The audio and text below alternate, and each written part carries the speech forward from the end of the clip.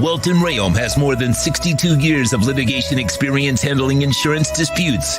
They're committed to resolving even the toughest insurance claims quickly. Call them for a free consultation. 954-966-4646. At Welton Rayom, they don't get paid unless you win. Property damage claims to your home, business, or condo as a result of a hurricane. Welton Rayom can help. Water, mold, fire, smoke damage, Welton Rayom can help.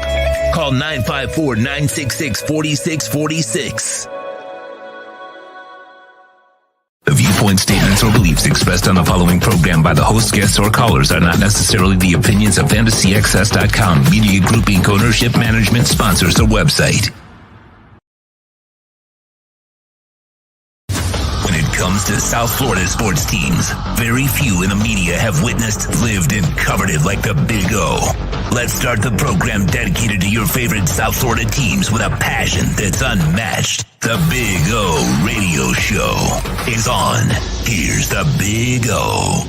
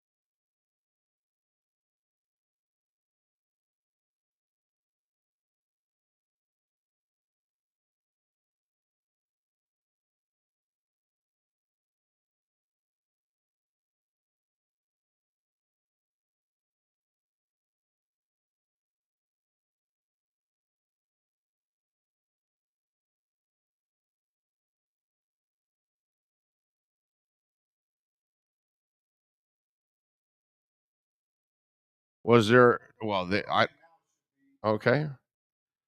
No, they've been saying no sound from the get go.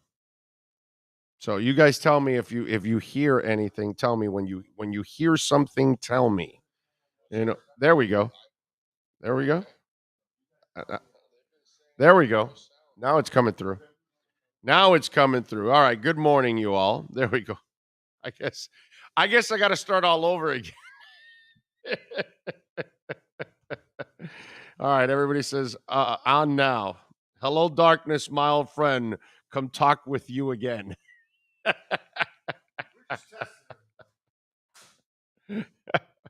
Sean says he's just testing you all to make sure if you're paying attention. Clearly, you were paying it. But see, I didn't have the chat board up. So I would have found out right away that there was no sound.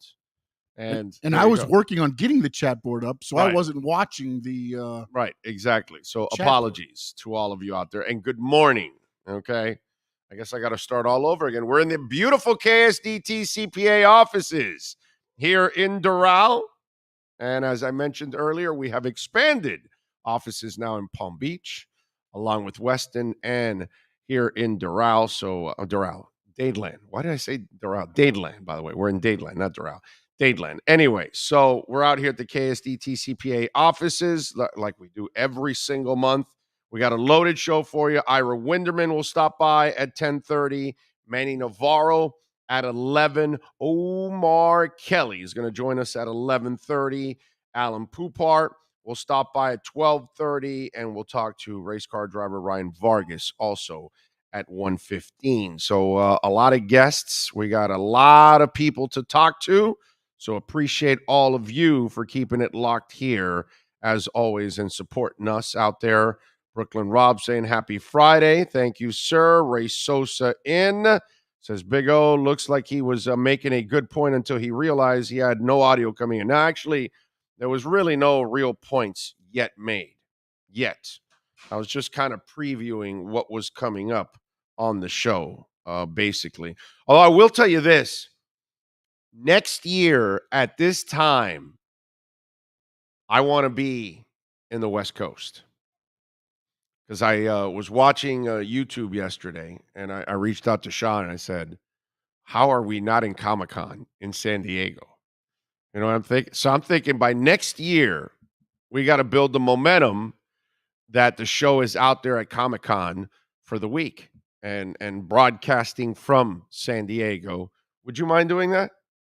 No? Maybe? Possibly? Okay. All right.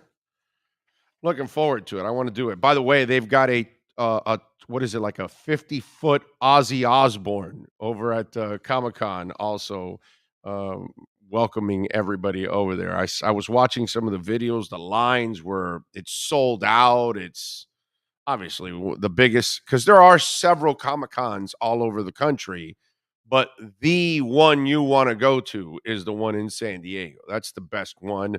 That's the one that probably brings the most stars to it, most famous people. And I think that would be a cool thing. Man, I'm way to one side here. So what am I like? This that the other way? So it's like that, huh? Damn, that's bad. Okay. All right, there we go. All right.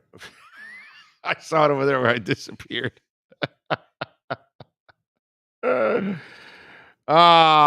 Somebody's asking me, do I still keep in contact with Alex Dono? Yes, I do. I actually went back and forth with Alex Dono about 5-6 days ago. I think it was a week ago.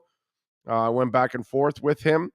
Love Dono, man. He's a really good dude. And obviously, if I could do what I was doing before, I would gladly have Dono be a part of it. You know what I mean? It's kind of sad that he's just got to be a fill-in at times over at QAM. He deserves a lot better than that. But it's a brutal business, man. And, it's just one of those things. That's why you gotta somehow try to find a way to make it on your own nowadays, because corporate America has destroyed radio. And it's almost unlistenable now with what they're doing with radio at this point. So it is what it is. But hopefully Dono can he's doing good with the Kane stuff too. with the, what is it, Locked On Podcast, I think he's doing. It's called, I think, Locked On Podcast with the Canes. And so he's doing, that's a perfect job for him. He can do that one. That's a good one there. So it's good to see him actually adjusting there. GP Trap says, I'll go to Comic-Con with you, Big O. Let's do it. Let's do it. I think it would be cool for us to go out to Comic-Con for a week and then try to get as many guests as possible out there, change it up a little bit, have some fun with that. That's the kind of thing that we can do on our show. We can go wherever the hell we want and do whatever we want. And I want to go to events like that. I was thinking about that. I was going, this is one we got to put on the calendar, right? Wouldn't it be super cool to broadcast all week at Comic-Con? That would be like, I think, put it this way. I might enjoy broadcast. No. I guarantee you I will enjoy being a week at Comic-Con more than a week at the Super Bowl. You haven't done a Super Bowl week yet, right? You haven't done that, right? No. Well, Super Bowl week 25 years ago used to be fun. Yeah, I'm old. But Super Bowl week the last 15 years has just become a joke. It's this guy, promoting his prostate gel and the other guy promoting his, whatever pill. And then the other guy wants to talk about, this drink and that sports drink and this athlete's shoe and that whatever. And that's what, and you almost got to ask them about football, like 2 questions. And then the rest is their product, because you got the PR person there, tell you, well, here's the product and this, that, and, push this, push that. And it's brutal. You can't even get into football. I remember, what was the 2 corners for the Raiders? It was, Haynes and Hayes, right? I think it was, right? Mike Haynes is one of them, right? Well, Mike is the one that I interviewed. And then the other one was which one? Lester, exactly. It wasn't Lester, it was Mike. So Mike is there at Super Bowl week. So I'm in a commercial break. The producer schedules the guest and all that stuff. So I go to on a commercial break. The guest comes over. Mike Haynes comes over, and then the person that pushes, I forgot what product they were pushing. I think it had something to do with yoga. Okay.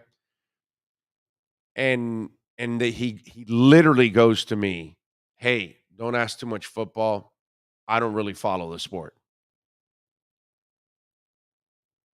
That's that's what I have to deal with when I go into the interview. So it's like, if you ever see Mike Haynes talk on television over the last few years, I just want you to know he doesn't follow football. Okay. So that's the kind of stuff that just, it gets to you like, okay, really? Then why are you doing this? Oh, so you can push your product because you're getting paid for it. And that's it. And my job becomes impossible. I can barely ask you about that. So what do you want me to ask you? What's your Mount Rushmore of chocolate sundaes? I mean, wrong kind of show. You know what I mean? And so that's where the Super Bowl week has become. For those of you out there that you might say, wow, would rather be at Comic-Con for a week than Super. Yes, I'd rather, because at least the people at Comic-Con are actually going to talk about what they do. I got to go to Super Bowl week and I got to talk about somebody's, product. I mean, that's like that the whole week. And that's the brutal part of it.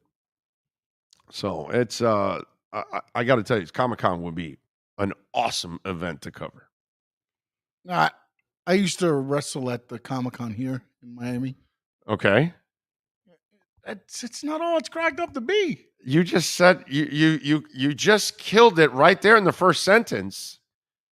Comic-Con here in Miami. Yeah, it's nothing. It's garbage. Did you see what happened at the San Diego one when somebody pulled the fire alarm? Well, yesterday they pulled the fire alarm? No, it was everybody's in this room and there's just hundreds of thousands of people just standing in a room. Right. What? That's fun. Well, no, I don't know what was going on in that room. Well, no, they had to go into that room because they pulled the fire alarm inside the convention center. Oh, okay. Well, I mean, that's just for the moment. You get to go back into the convention center where the fun is all going on. It depends on the panels, though, honestly. I got to see what the panels are first. You know? I got to tell you. And which wrestlers they're bringing. All right? You know what? We'll discuss. You know what I'm going to do to you? But let me tell you something. I'm going to talk to Al. And we also have the porn convention that comes here too. We're going to go to that. I'm going to make you all uncomfortable and go to the porn convention. Oh, I can do it from home. By the way, I did do that one year at QAM. They actually got it. What's it called? Like the Vivid, huh? What? Exotica. That's it. QAM literally did it one year. And I was the guy that they sent. Who else are you going to send the damn station to go do that one, right? You know what I'm saying? Really, who else has the balls to actually do it there, you know? And it was fun. I had a blast. Yeah, no, those are good.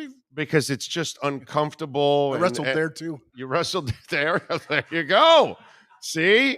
You see? He probably oil wrestled is what he did. That's what he did. He was nope. We're back to Sean Oil Stanley. No. Oil Can Stanley wasn't there. Oil Can Stanley.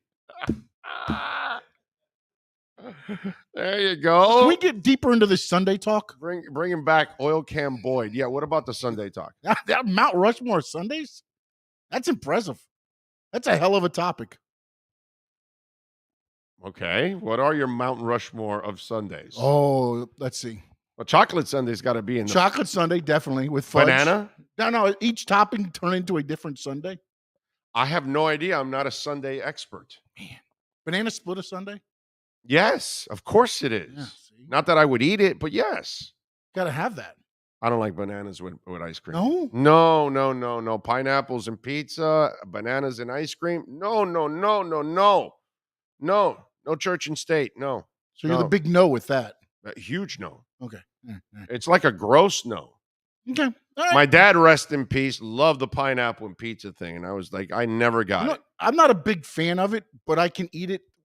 The one time I got it. I can eat it if I'm starving. Well, no. Almost dead. They didn't put a lot of pineapple. One time I got it and they covered it with pineapple. One time I got it and it was, nice. There was ham. There was pineapple. I love pineapple, it was okay. But by itself. But one company, they smothered it with the pineapple. I couldn't do that when they hanging out. All right. I sidetracked the show long enough. No. Chocolate, banana. No, you're not going to get out of this shit. What's the next two? Let's see. The Sundae cone. I have no idea what that is. What the hell is the Sundae cone? Well, you have the bowl and they put the cone, the sundae, and then the cone's on top. Oh, okay. All right. What's I don't know what it's called? What's that? What's the difference between that and a chocolate sundae? The cone?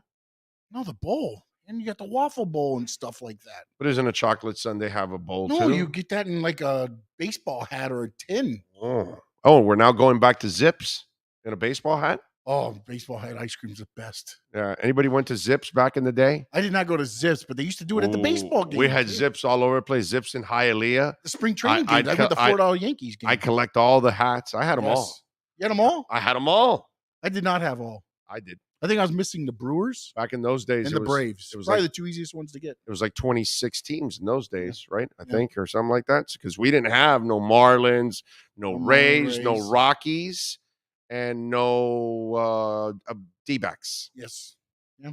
They weren't there. Yep. So 26. Yeah. So we had 26 back in those days. Oh man, Zips was. I never had. What is that? Is that the name of the ice cream place? Zips is like a Carvel. Okay. Zips was like a Carvel, and they only had a couple of locations. You remember Zips? Was it a Miami thing? I'm guessing. Because I was Dade. I was Broward. I'm sorry. I'm Broward. I don't. That's a good question. I don't know. Somebody in Broward's going to have to tell me. Were there any Zips in Broward? Because I remember Zips in Hialeah and in Miami. I don't even know if there was one in North Miami. I don't know. I mean, I'm a little bit younger than you, very little bit, but a little bit. I don't remember Zips in Broward.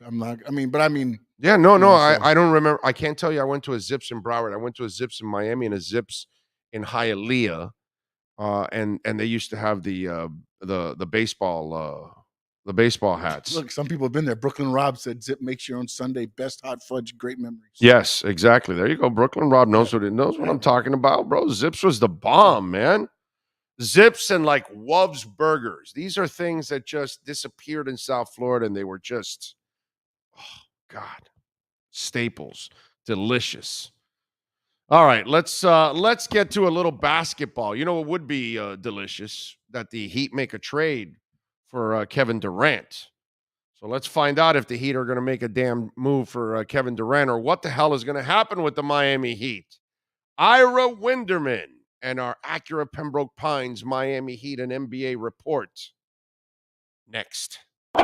Heat fans, time for the best insight of your favorite team with insider Ira Winderman, exclusively on the Big O Radio Show. It's the Acura of Pembroke Pines Miami Heat and NBA report. Here's Ira Winderman. Good morning, Ira. How are you doing, my friend? I am good, and I'm here to tell you from your crosstalk before, Zips was actually a national chain because I had actually been to one in New York, and it was the first place where the whole point of it was you get your ice cream and you put on as many and as much toppings as you want. It might have been the stickiest place in America because unlike now when they put the toppings on for you or there was a little topping bar at yogurt places, this basically was gluttony. You would get a small ice cream and fill it with 9 pounds of stuff on top and keep going up. And literally, it was like flypaper. You would put your hand down and you would never get your hand back up. Loved it. I would load my baseball hat up with chocolate and chocolate sprinkles, and it was so good, man. I loved it. I miss Zips. So Zips was a national. I had no idea. It was because I actually went to one in New York, in my neighborhood where I grew up, and that was the whole big thing, that you could pay very little for ice cream and get a lot of extra stuff. Yeah, man. Zips was so awesome. Nice job by you. There you go. All right. Bam and the boys had a little access to the meteors yesterday, and already playing the underdog role. Well, you know what, Big O? I think their thought is this. Yes, they lost P.J. Tucker, who was a very core piece to what they did. But they also had a team that was one game within the finals, that had Kyle Lowry clearly not at his best self, that had Tyler Hero injured in the playoffs. And they're like, wait a minute. We brought back our entire core minus a 37-year-old player. We have enough young players in Tyler Hero and Gabe Vincent and Bam Adebayo, and players who can still grow to be better, and yet we're being written off. And they're not. Every national story we read from Zach Lowe and ESPN and other places, there seems to be a clear top four in the East of Boston, Milwaukee, Philadelphia, and Miami in some order, and you can sort out the order you want there. So, yeah, you know what? Oh, it's typical of what happens for a team like this. You play the underdog card. They're not an underdog because they're still seen as one of the four best teams in the Eastern Conference until we see how it shakes out in Brooklyn. And that goes back to what you and I have talked about for months, when I was living in abject fear of the Nets with Durant and Irving, and you kept calling me and telling me I was an idiot, a moron, whatever word you wanted to use. You're panicking is what you're Okay, so let me ask you this. We know who Boston is right now. They've made most of their moves. They got stronger. They added depth. That's obvious. We know Philadelphia, they were able to bring a little more supporting with Harden taking less money. We know where Milwaukee is as strong as ever. They've taken care of their roster. We know who the Heat are. Right now, if the Nets bring back Kevin Durant and Kyrie Irving with the team that they have, your thoughts, do they move into that top four? Do they move into a top two? I think that's the great unknown. Yeah, no, I think they're somewhere in the top four because I in place of who, Big O? It's Miami they're fighting with. Okay. Right there. They're fighting with Miami. About home court advantage in the first round. Yeah, because I think Miami is somewhere in the top 4 or 5 right now where they're at. Because we're looking at, let's see, Boston, Philly, Milwaukee, and then I think Miami and Brooklyn. Right, depending on who goes where. But again, it's a case of who blinks first. Did the Nets blink first? Kyrie is not very durable. You just don't know. Or maybe Brooklyn's going to be sort of like what the Heat are saying is underdogs. We're sick of these questions. We're going to come back and show you that we were a Durant 3-point shot away from going to the East Finals 2 years ago, that we still have a team and we just had all these issues. There's no more vaccine requirement in New York. Kyrie can play all the games. So I think what it's sort of, the Heat still has their move to make. The Nets still have their moves to make. Milwaukee's done. Boston's done. Philly's done. They're maxed out. So I think it's just a matter of, this is really when the ball goes from Eric Spoelstra's court to Pat Riley's court. Can you give us +1? Can you give us something more? And that's what we're all waiting on. And the thing is, and I know you speak to Anthony Chang on his weekly reports, bi-weekly reports, is you don't want to put your chips into play and then realize you could have done something better. Right. In other words, my Ask Ira tomorrow is someone asked me about Harrison Barnes, a nice player, has no future in Sacramento. With Keegan Murray being there, they're obviously going in a different direction. They already have Sabonis at power forward. They already have Rashawn Holmes at center. But if you put your Duncan Robinson $16 million matching salary into play there, you're out of Durant. You're out of Donovan Mitchell. So again, you and I will talk in our Accurate Pembroke Pines reports through August on this. You've got to play this liar's poker. Do you believe you can get more from what you have? Do you believe the other teams actually will trade? That's where we are. There hasn't been a Donovan Mitchell trade yet. There hasn't been a Durant trade yet. There hasn't been a Miles Turner trade yet. There hasn't been a John Collins trade yet. So if you'd put Harrison Barnes as 5th on that list, do you want to accept your 5th choice now? No. Patient? No. We've been talking about this on the show the entire time. We've told everybody this. It's all about Durant. Then the domino goes to Donovan. Mitchell. Then it goes to the other guys. And I don't know what the hell the order is, whether it's Miles, whether it's Collins, whether it's Harrison.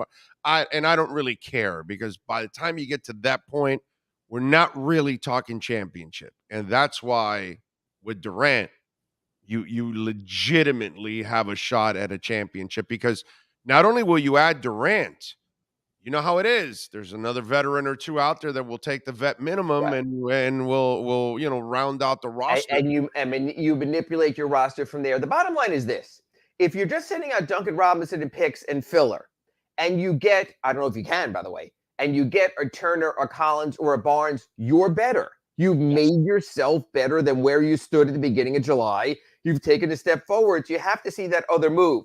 If there's no other move, hey, maybe Tyler Hero comes back, plays defense, is better, and as a starter augments that starting lineup.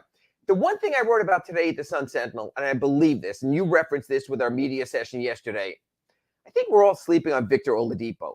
I'm not saying he's going to be an all-star again, Big O, but I guarantee you Victor Oladipo will be better than he was for the Heat 2 seasons ago when he played those 5 games when he came back.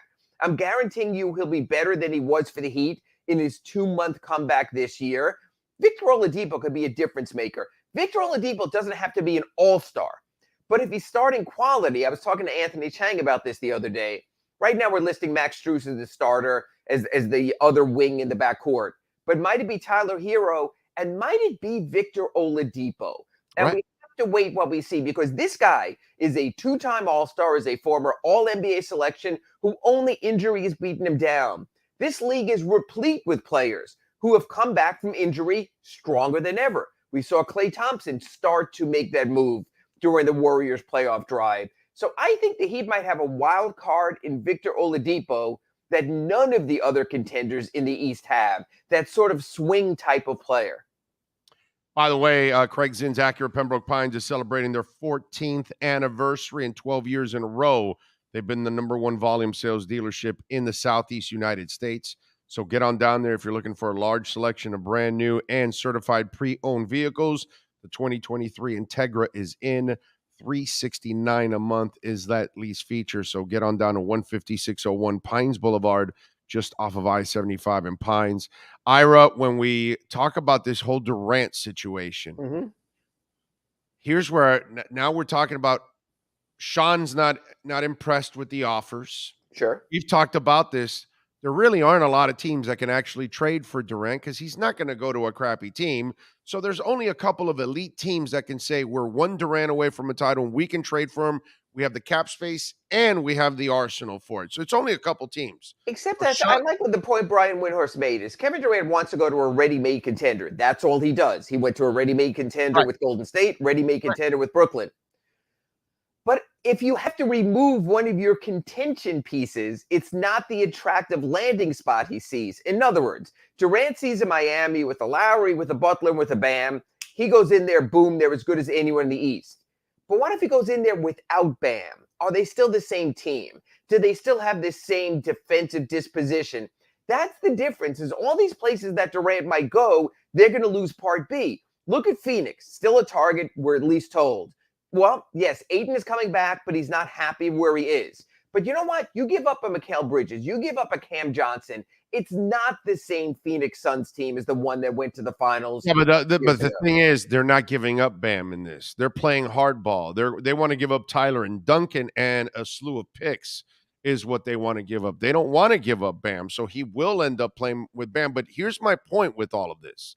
The talk now is that Sean hasn't been impressed with the deals on the table. Obviously, the Rudy Gobert thing just blew everything out of the water for both Utah and for Brooklyn on their 2 stars that they're trying to move. Here's my thing. Now they're saying, well, maybe they want to slow walk this to talk them to come back and play. Oh, sure. And then I saw McMenamin throw that out there that, there's talk around the league that really what it's about is Durant trying to get rid of Kyrie Irving. So what do you believe is really the truth here? Is Sean trying to slow walk this? And do you believe they can bring Durant back? Has that ship sailed? Will they have to deal Durant by training camp? Or do you think Brooklyn is trying to still keep this thing together because that might be their best option? Well, I'll let you and Sean Stanley do some research between my appearance on a Monday Accurate Pembroke Pines report, and then we're going to have to come back a little early next week on Wednesday, and you can research all this. Find me one time since this whole thing started when Kevin Durant publicly has said one good thing about the Nets. When he publicly has come out and said anything about the Nets. It's crazy. He's a member of a team. He's a very, very, very public figure that whether it's TMZ finding him outside of a restaurant in LA or one of his inside guys getting a comment, Kevin Durant has not said a good thing or anything about the Brooklyn Nets since they were eliminated by the Boston Celtics in the first round of the playoffs. Yeah. So again, think about the juxtaposition, Big O. This week I speak to Max Strus at the Heat youth camp. He's effusive. We'll be better. We have a chance. He's all in on the Heat. We speak to Victor Oladipo and Bam Adebayo yesterday at Rolling Loud at the Heat's youth clinic at the Junior Heat. Both of them were saying, don't count us out. We have pride in our team. We wear this name on our chest of Miami Heat, and this is a team we think something about. We have heard absolutely nothing from Kevin Durant in that regard, and that tells you all you need to know. Even Kyrie has waffled. Even Kyrie has been, well, I never said I wanted to trade. I would take an extension. Of course he would. I would have preferred a redone contract instead of the 1 year, but he sort of, through his people, walked it back. It's crazy. All these players, we saw Steph Curry on the ESPYs talking about his team, the Golden State Warriors. When you have no pride in where you are, all you do is you pump up, privately the Big O Show. We've got something special going on here with Accurate Pembroke Pines and all my sponsors. You talk with pride of your work. Yeah. Durant has it. What a crappy thing for Joe Tsai, the owner of the Nets, that here he brought this guy back, paid him for a full year when he had his Achilles injury, gave him everything he wanted, got him Kyrie Irving when he wanted him, absolutely kowtowed to him, and nothing. And crickets from this guy. And I can see, while Sean Mark is saying all the right things, sort of F him. If you don't want to be here, imagine the Heat and where Pat Riley and Andy Ellisberg would be if a Heat player badmouthed the franchise after they gave him a Jimmy Butler type deal, a Kyle Lowry type deal, a Duncan Robinson type deal. So my whole thought on all of this is this. Kevin Durant has shown no inclination that he gives a rat's butt about what happens next for the Brooklyn Nets. Yeah, no, that's a great point because he has been absolutely quiet. And that's the other thing that's kind of been, it's left us all hanging out to dry because he doesn't put any clarity on anything whatsoever. The demand, it's all a game. To get out, not wanting to play or not wanting to play with Kyrie, where he really wants to play. It's all a game. It's always been a game. It's been, I'm going to entertain people in the Hamptons and you make me your best offer. And then I'm going to go to Brooklyn and say, but we still need this and I want that. And Look, greatness can do that. LeBron has done that over his career. Kobe ruled the Lakers franchise and got mostly what he wanted, except when he was trying to get his trade to Chicago. So greatness in the NBA can manipulate. But this whole thing, I need to hear Kevin Durant's voice. I need you and Sean to get on this and get me some audio of Kevin Durant. What the hell does he think? He's holding a franchise hostage. That franchise. No. He's holding the NBA hostage because Donovan Mitchell's deal will not happen until Kevin Durant. Or Collins or Turner. Or Miles Turner, or even if Atlanta really wants to move John Collins, that won't happen. And that was going to be my follow-up question to all of this, Ira. Is there a timetable here? Is there a point where the rest of the NBA has to say, we can't keep waiting for Sean Marks and Kevin Durant to make their deal? We've got to move forward, and we've got to make another deal for ourselves and say, okay, c'est la vie. That's it. It's over. I know that Durant is the move. Is there some kind of a timetable, or will the Heat slow walk this thing all the way to the end because they think eventually the Nets will have to cave in? To go to your previous point, Kevin Durant doesn't owe as much to the NBA because they're not the actual person who gave him $250 million in salary. Right. So I could see that that's a greater problem. I would say no, there's no end game to this until camp starts because there doesn't have to be. Look, you and I love the offseason. You and I would love nothing more than to sit here in our Accurate Paper Pines report and saying, Ira, we have the Heat roster for next season. We're going to go week by week, position by position, and analyze this and be done. That's convenient. But it doesn't have to be that way. And the league has been put on hold by LeBron James, by Kawhi Leonard, not to this degree, but they've been put on hold before. So the league will just have to deal with it again. In the NBA, most teams and executives and front offices love to shut down for August. Take your time. We are on an 11-month schedule. It's going to start. Players come back for the start of camp in September. We want our time. That won't be the case this year. But it's like what you're hearing about the Knicks. The Knicks could close the Donovan Mitchell deal at any point if they give up 7 or 8 first-round picks. But they're bidding against no one except what happened in the Gobert deal. So they're slow playing that also. So I think what you're saying is, just like the NFL, it's a 12-month cycle. You don't know what's going to happen. You sign a Deshaun Watson, and then you realize you need a Rosen or someone like that at the last minute to come in your camp. That's what all sports are now. But Big O, can you imagine the uproar, even in your market, if the Heat go out and they make a Harrison Barnes deal or a Collins or a Miles Turner deal, and then a Windhorst or a Zach Lowe or a Woj say that the Nets, because the stuff gets manipulated, were willing to make a deal with the Heat if the Heat only would have thrown in Max Strus, and then you would have been going, oh my God, Ira, they were that close and they wouldn't be patient. So right. Yeah, you got to be patient. And you know what the beauty of this is? Andy Ellisberg has a cell phone. Pat Riley has a cell phone. I've also found out as the Sun Sentinel exclusive, they have the international plan. So they can reach Pat in Italy. They can reach Andy Ellisberg in Cabo or whatever it is and get a deal done. It's a different world. This isn't the old days when you'd have to send the fax, or you'd have to hand deliver the offer sheet and hand it to someone when the clock starts. You can do your business on a 24/7 cycle. I think Pat Riley will not wind up getting angry if he's awoken at 2 a.m. on the Isle of Capri because he's going to get Kevin Durant. So we wait because you have to wait, because there's not a single game, even an exhibition, being played until the start of October. All right, let me play a fun hypothetical. Okay. That may not even end up happening, but it may happen. If you make the Durant move, there's a good chance you won't have to deal with this issue, or maybe will it be an issue? But if you don't make the Durant move or the Donovan Mitchell move, you might have this issue. You tell me if it's going to be an issue. Tyler Hero wants to elevate himself from 6-man to starter. Riley says, you got to go out there and earn it, right? In comes Victor Oladipo, a fireball of hell that is frustrated from the last few years of just the unfair world of injuries and setbacks, and the poor man has gone through hell and back. He now is finally healthy, and he wants to unleash the Kraken. In Victor Oladipo's explosion of trying to release the Kraken, could that be something that stumps the growth of Tyler Hero? And could restrict him from making that move from 6-man to being starter because the veteran Oladipo, the proven guy, is back. I think this is the case where a lot of families and parents will say one thing and mean another, but you can have a favorite son here. And Tyler Hero can be your favorite son for 2 reasons. Either by the eve of the regular season, you have to sign him to that 5-year extension, then he's yours. He's your kid forever. Or you playing out the season like the Suns with DeAndre Ayton, deciding whether he's worth that money down the road. Tyler Hero is 23. Victor Oladipo was 30. Your future is Tyler Hero. Victor Oladipo can give you moments. Now, there might be a time in the playoffs when Tyler is getting torched defensively. That's going to be in April, May, and June.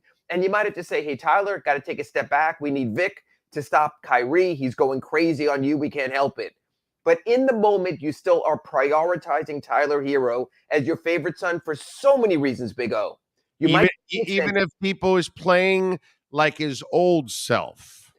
Then you tell him, congratulations. Last year, we got Tyler Hero, the 6-man award. This year, we're going to get it for you. And you, Victor Oladipo, are an impending free agent with a player option next summer. We will set you up as best possible for your own free agency, and it might be cast more in that role. Because if we start you, Jimmy's still going to get his. Bam is still going to get his. Kyle's still going to get all the assists. But if we play you off the bench, Tyler Hero came within 2 percentage points of Jimmy Butler from leading the Heat in scoring average. We've created this role already, Victor Oladipo. Now it's your turn. But favorite son, Tyler Hero, until traded, is part of the future of the Heat. You've spoken to me about this for months on our Accurate Pembroke Pines report, how the Heat are somewhat set up for the future also with Adebayo and Tyler Hero. So yes, he becomes the favorite son without you actually saying publicly he's the favorite son. All right, good stuff there. What are you working on in the South Florida Sun Sentinel this weekend so Heat fans can check it out? Working on my Sunday column, and I touched on something. Is for as much as the question with the Heat is who's the starting power forward for the Heat, I went through the list of Eastern Conference power forwards. There are very few true power forwards in the East.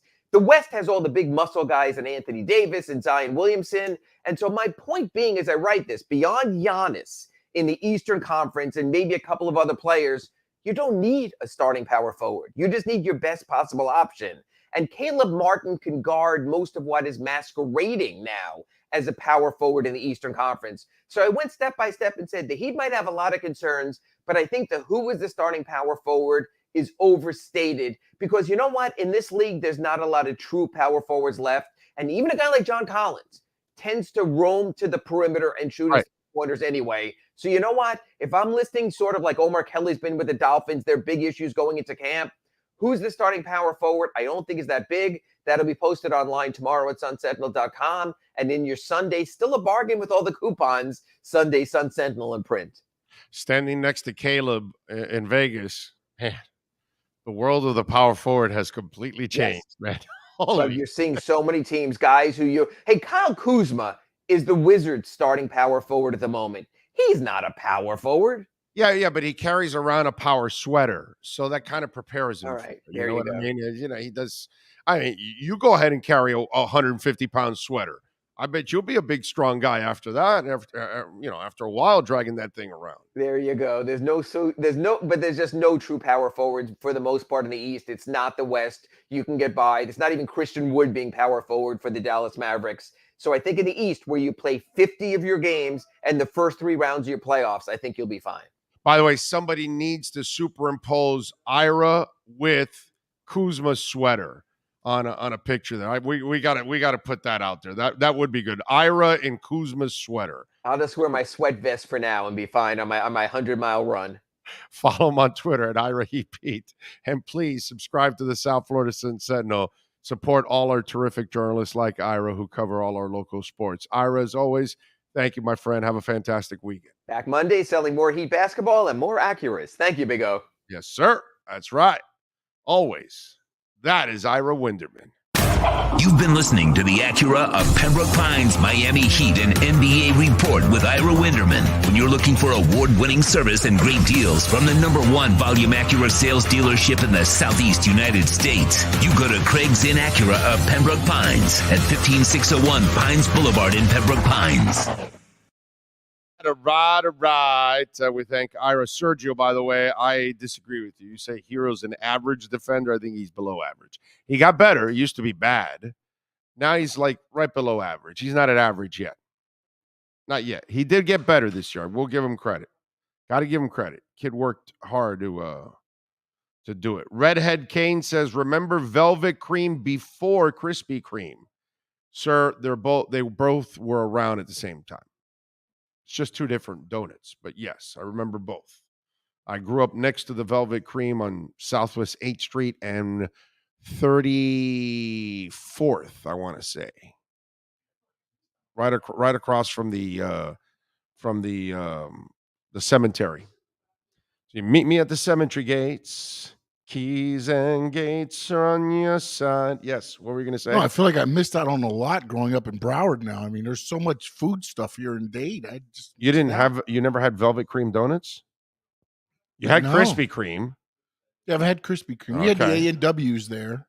Okay. Do you have A&Ws? Yeah. That's a national chain, right? Yeah. But there aren't A&W stores. No, I mean, I'm talking when I was younger. I mean, we used to have the drive-through. You could go there and get the floats. Those were the bombs. Right. But Velvet Cream was like classic donuts, man. They were awesome. Maybe they were there. I just didn't know. We used to go to the Intamin store, and they used to have the bread stores. I'm trying to remember the Velvet. I don't know if there might have been a Velvet Cream in Broward. I'm sure there probably was. I just probably didn't go to it. I mean, we used to go to the Intamin store where you could get all the set up there. For sure. Good. But Velvet Cream was on 8th Street. There was one on US 1 right by the University of Miami. There was another Velvet Cream. I want to say, was it down 8th Street, like on a little more west, if I remember correctly? There had to have been another.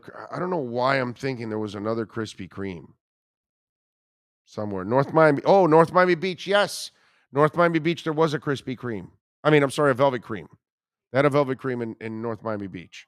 By the way, Velvet Cream came back, and they're a food truck, I think it is now, if I remember correctly. Look it up. I think they have their own Twitter page and everything. Velvet Cream. A couple of years ago, they came back as a food truck. And so they go around selling those. So there you go. But both were around at the same time.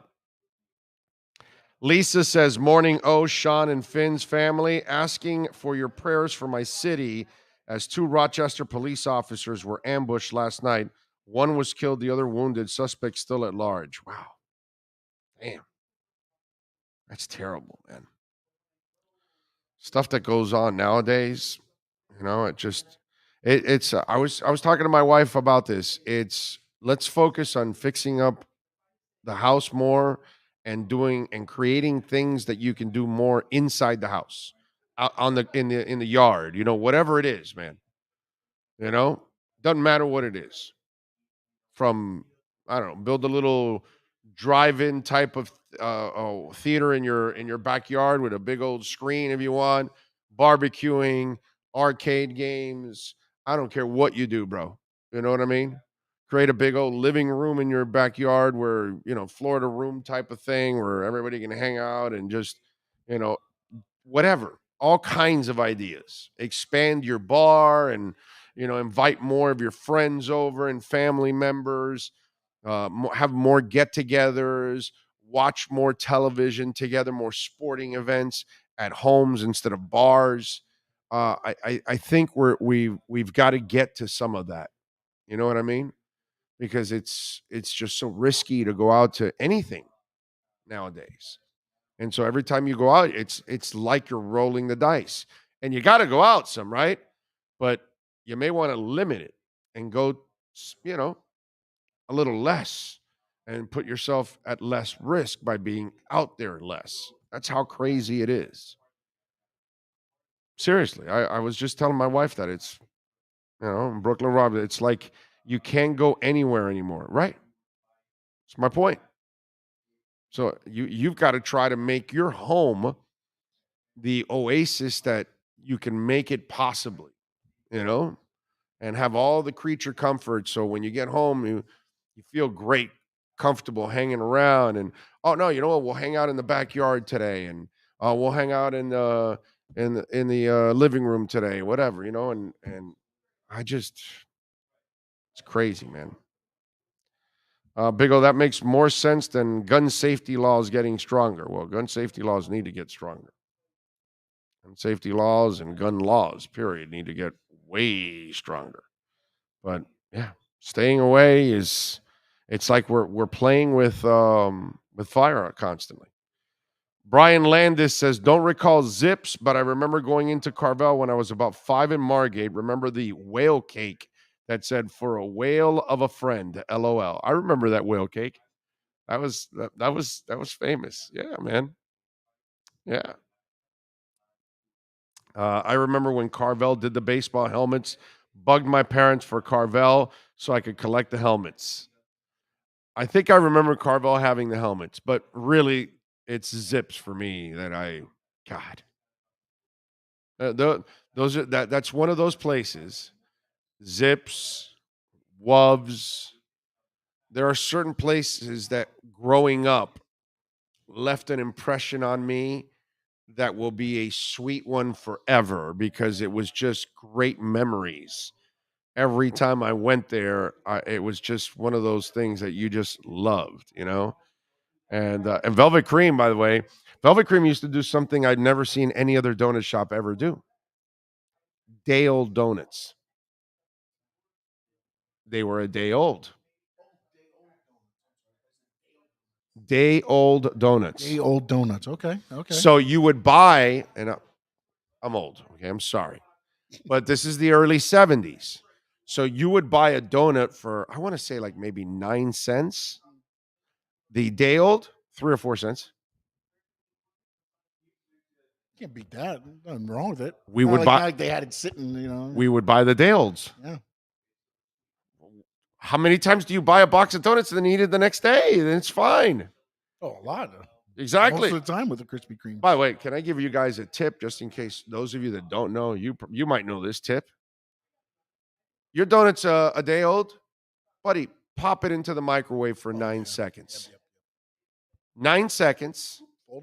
Pull it out, and you're going to go, oh, my God, I got a freshly melted donut. It's so awesome. It's a hot donut. That kind of, how when you're driving by Krispy Kreme and you see that flashing hot donut sign, you're like, ah! And you almost cause like an accident, and people are like, what the hell? And you're like, yo, it's hot donuts. And they're like, oh, yeah, no, dude, you're right. Hot donuts are the bomb. You know what I'm saying? So, yeah. What's funny, too, is when we were talking about the baseball helmets is how big baseball was back then. Oh, yeah. Because I was thinking even the Slurpees used to get the on the bottom of the cup. Yes. You could pull off and have the baseball. Yes. The card or thing. I just love those things. Yeah, man, of course. Amazing where baseball was back then. Where it was and where it is now. I tell you, where's your body right now recovering as you get older after workouts? How about old injuries like my man, Sean Stanley? This is why I want you to go to redrecover.com. I want you to check out the video blogs. I want you to check out all the blogs. Hayden Hurst, former first-round tight end.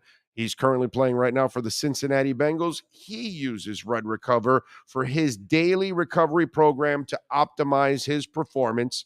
And I've been telling you about Red Recover now for a long time.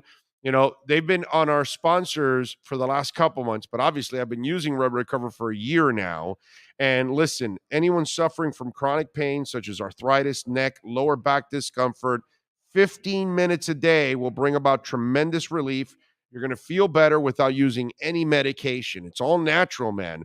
100% natural, no side effects. It's great for the kids during the summer. They're running around, picking up sprains and strains. RedRecover.com. You got an old injury? RedRecover.com.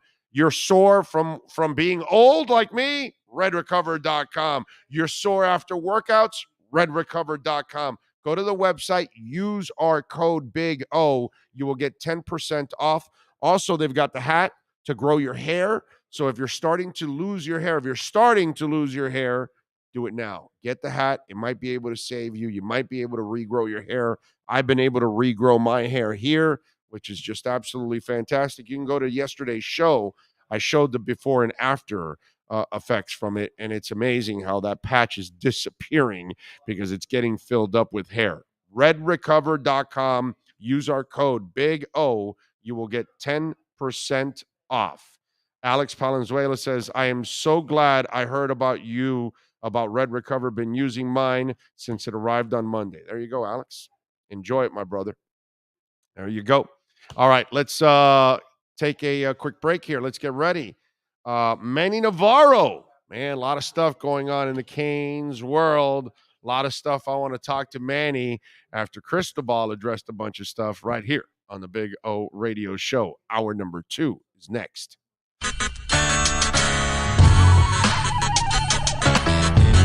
If you're a Miami sports fan, then there's only one store to go to, and that's Caneswear at Miami Fanwear in Davie. They're your one-stop shop for all your inner Miami CF, Canes, Dolphins, Panthers, and Marlins merchandise. They have hats, t-shirts, game day jerseys, and so much more. Located at 2511 South University Drive in Davie, and open 24/7 online at caneswear.com or innermiamiwear.com. Call them at 954-835-5597. Caneswear, the spot where inner Miami and all Miami sports fans shop. Sports Grill on Bird Road, Miami Lakes, and their newest location in Doral is now hiring. If you're looking to join a great company and South Florida institution, give them a ring or drop an email. Sports Grill is hiring all kinds of positions from hostess to servers, bartenders, or join the kitchen staff to craft some great food for their amazing customers. Please send your resume to m.cruz@sportsgrillmiami.com or call 305-219-5726. That's 305-219-5726. Sports Grill. Good food, good drink, good friends. Red Recover now offers a simple-to-use, professional-grade light therapy device designed to help your dog heal and live a healthier life. Red Recover emits red and infrared light therapy based on the same science that NASA developed, all in a soft, flexible housing pad powered by a convenient, rechargeable lithium-ion battery. Give your dog the same therapy that many veterinarians use today, but at a fraction of the cost. Pads are available in 3 sizes and come with attachment straps, clips, and an easy-to-use manual. Red Recover can help your dog with arthritic conditions, muscle soreness, intervertebral disc disease, ACL rehabilitation, performance, aging, and general health and happiness. You simply place the pad over the desired area and allow our proprietary Tri-Light therapeutic wrap to penetrate deep into the tissue where a number of healing parameters will be stimulated. When starting treatment, apply for 10 to 15 minutes daily and lessen the application time as needed for best results. Say yes to science and give your dog the care it deserves with Red Recover.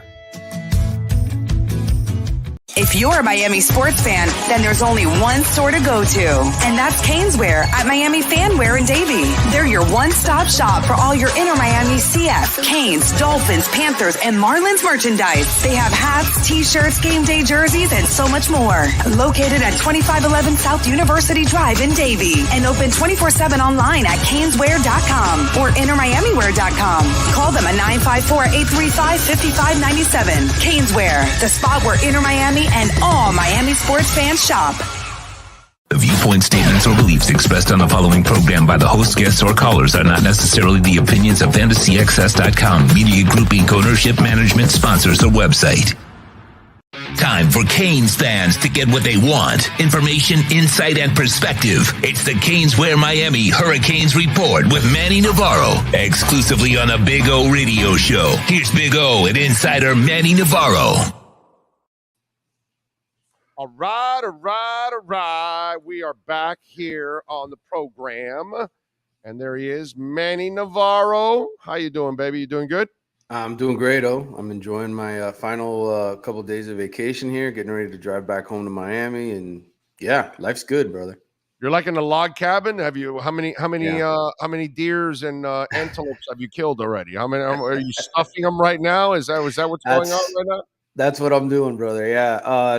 We've seen some deer. We're up here in Blue Ridge, Georgia, which beautiful area. I love coming up here with the family every summer. Wabbit. Yes, and a lot of deer. Haven't seen any bears. Last year we got a couple of bear encounters. This year, no bear encounters. But yeah, beautiful log cabin, my brother. Do you tiptoe around and say, "Be quiet, I'm rabbit hunting"? I don't. I actually don't. I don't even own a gun. I don't go around shooting any of these animals or anything like that. Me So neither. no. I'm not. That's never been my thing. I Yeah. can't. I can't do it. Actually, I there's can't no either. way I could stand there and kill a deer, bro. There's no shot. No, beautiful animals. No, Yeah. no shot. I would feel like I would feel terrible for the rest of my life. It would haunt me in my mind for the rest of my life. It would be a memory that I would not want to have ever in my life that I did that. Oh my God. It's just, yeah. And it's nothing against you guys out there go hunting. It's just not my thing, dude. I'd rather take care of an animal than listen, unless it's attacking me, then, then Right. obviously, Self-defense. you can't do that. Honey, I married an axe murderer. You got to kill her. You know what I'm saying? You got no choice, Like, Yeah, it's like no, Guns N' Roses song. Oh, I love her, but I had to kill her, or whatever that song is. I love that song. It's such a funny song.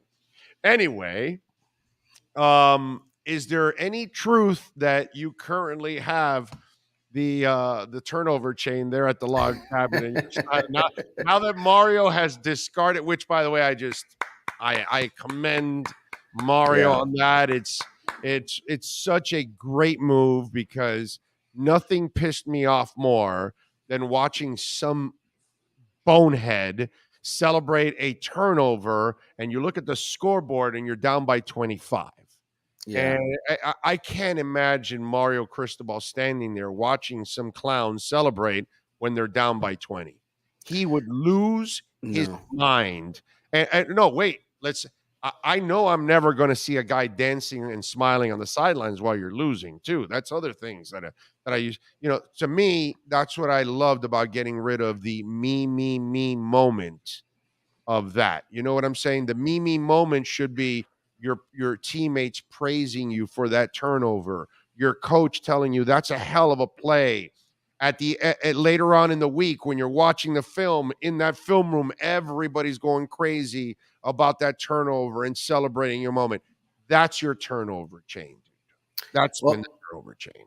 It served its purpose, right? I mean, I think when Manny Diaz was here and they had that great season, he was the defensive coordinator. It made sense because they were having fun. They were winning a bunch of games. But, it's one of those things where everything has its due course, right? It kind of served its purpose at the time, and then it just kind of became pathetic.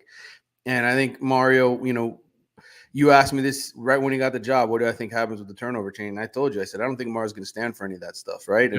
And sure enough, they kind of quietly discarded it, right? I mean, it is one of those things where we knew over time it was just going to disappear. By the way, he was very what's it called? Strategic in the way he addressed it, because he didn't insult it. He was just kind of like, "Hey, no, this is not part of our culture.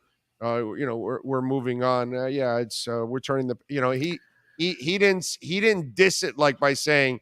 No, I think that thing is ridiculous, and we should have never had her. He didn't do any of that. He just, hey, we're turning the page, and it's over.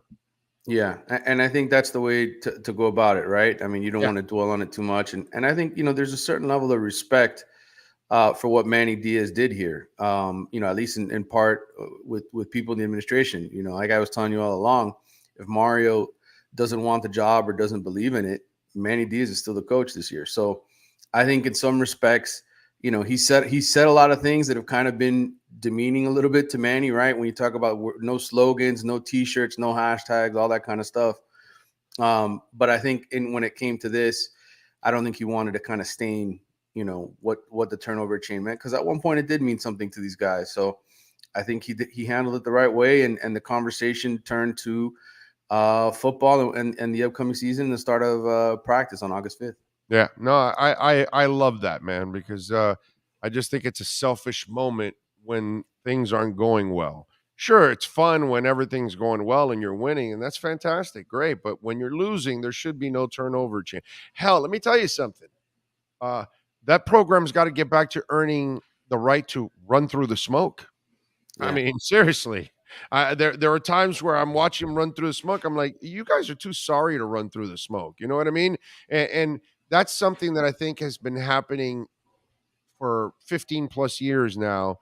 too many of these kids got here and they thought they had arrived and they had accomplished something when, dude, you're living off of Michael Barrow. Yeah. You're living off of Ken Dorsey, bro. You're living off of Greg Olson, bro. You're not living off of anything that you guys accomplished, because you haven't accomplished anything. You guys don't win. You don't win anything. And so these are things that you got to get back to the right to be that kind of person, that you celebrate those kind of moments, because you got to get back to being that kind of a program. And I think that's why I thought his answer was also when he says, hey, we're about hard work, we're about toughness, we're about, he started describing the adjectives of what he hopes to, obviously create in the image of his Canes. There's no question. I think, Randy Shannon said this when he first got the job. He told this a couple of us beat writers that were around is, when he recruits these kids, he's got to deprogram them, right? Like once they get in the door, they got to stop thinking that they're great, that they have to work for it. And that's the psychology, I think, of today's successful coaches, right? Nick Saban does that. He recruits unbelievably talented players, but when he gets to Alabama, some of them don't fit, right? He's had to discard of a few of his 5-stars that have come. I think Mario essentially has to do the same, obviously, here with less talent. I mean, they don't have the Alabama players. He's starting to recruit the Alabama caliber players. But there is a certain mentality, and you look back to last season, 3 losses by basically 8 points or less, and games that they could have won, right? I mean, the FSU game sticks out like a sore thumb towards the end of the season. Yep. There were other games early in the year. So this is a team that, in my mind, isn't that far away from being a double-digit win team with the right kind of coaching, the right kind of tackling, and the right kind of mentality. And so discarding of the turnover chain and basically coming in and I don't want to call it brainwashing, but essentially that's what it is, right? You're trying to psych guys up to be a certain way. And I think he's done it. I think he's got a lot of buy-in. I think all of his players believe in what he's doing, and now he's just got to go out and win. And really, in my mind, not lose the games that you're not supposed to lose. I think if he can avoid those pitfalls, then I think there's going to be complete buy-in. It's just a matter of time before Miami's contending for the ACC title and going to the playoff. And listen, I wouldn't call it brainwashing. I would call it, these are the demands. These are the requirements to do this job. And so when you step into the FBI, there are requirements. Right. If you're going to work at this law office, there are requirements. If you're going to be a judge, if you're going to be a police officer, there are requirements, there are sacrifices, there are things that you have to do. I wouldn't call it brainwashing. I would call it, hey man, this is the next step and the evolution of your development. It's different when you're working for the school newspaper in college than when you move up to the Gainesville Sun, or you move up to the Miami Herald, or you move up to whatever newspaper in this damn country. You know what I mean? It's just a matter of, hey man, grow up. This is what it's required to be at this level. And when you get to the next level, it becomes even more brutal. You know what I mean? Yeah. So get ready, because if you think your college coach was brutal, oh my God, wait till you get to the NFL, where they clearly tell you where you stand. You know what I mean? And they have no problems telling you what's required to be a part of this level here. Well, and I think that's why he sort of adopted this whole thing of bringing the former players back and having them around, so that, it's not just his voice, but others, right? Other guys that can sort of echo that message that, to get to where you really want to go in this profession, right, of playing professional football, you've got to have a certain mentality. You got to have a certain way about you to get there and to have success. So that's what he's adopting. And that's really a lot of what this first year is about, is just laying that foundation and then trying to maximize what he has here. People are saying, "Oh, Miami's going to be the pick," and I did pick them to win the division this year. I just think Pittsburgh losing its quarterback and the coordinator and their number one receiver. I mean, look, they still have a very good team, and that's a game Miami could lose at the end of the season and potentially bump them from the ACC championship game. But I think this team is good enough as is, with the pickups that they made in the transfer portal, especially in the defensive line, to win the division and get to the ACC championship game. But let's not fool ourselves either. It's not like the roster makeover has completely changed this team and all of a sudden, they're a national. I know some people said, "Oh, they're a sleeper to win the national." I mean, listen, you look at that offensive line, you look at that defensive line, you look at those linebackers, that's not a national championship team. Mario's trying to fix that. It requires great recruiting, and so they're still a ways away. But I definitely think they're good enough to win the division this year, and getting that kind of praise. Some of their individual guys like Tyler Van Dyke, like a James Williams, those guys have talent. They can be NFL players. So, but I think we also, this is the time of year when everybody sort of tunes in again, right? Like, what happened? What did they do in the offseason, right? The general fan who doesn't pay attention to the everyday activities. Well, it's not like this roster has been completely made over. And that's something I think important for people to remember as we go into the season. There are guys that have to get better that weren't very good last year. And so let's see how Mario and that staff that's making a whole lot of money do here once training camp starts, and how these guys progress. In those first couple of weeks of the season are going to be very telling. I'm with you there. They definitely will be very telling. There is some talk that the recruiting that's coming up might be even more impressive overall. What are you hearing about some of the players that they're targeting? Yeah, I mean, look, it's interesting because there were kids that were supposed to be making announcements here in the coming days that I think have pushed back. Jaden Bonds, who was a 4-star safety out of Jersey, we've talked about him on the show before. Oh, he's potentially announcing tomorrow. We still don't know if you push it back any further. Malik Bryan, a 4-star linebacker out of the Orlando area, he's another kid who's supposed to be in Miami's class. He hasn't announced yet. He may be pushing his thing back tomorrow as well, from what I've heard earlier this week. So we'll see when that wave comes. But there are guys. I mean, there's Ruben Bain, who Miami is hot and heavy after. He's from Miami Central, 4-star kid. You got Samson Okunlola, a 5-star offensive tackle. So, they're a top 10 recruiting class right now.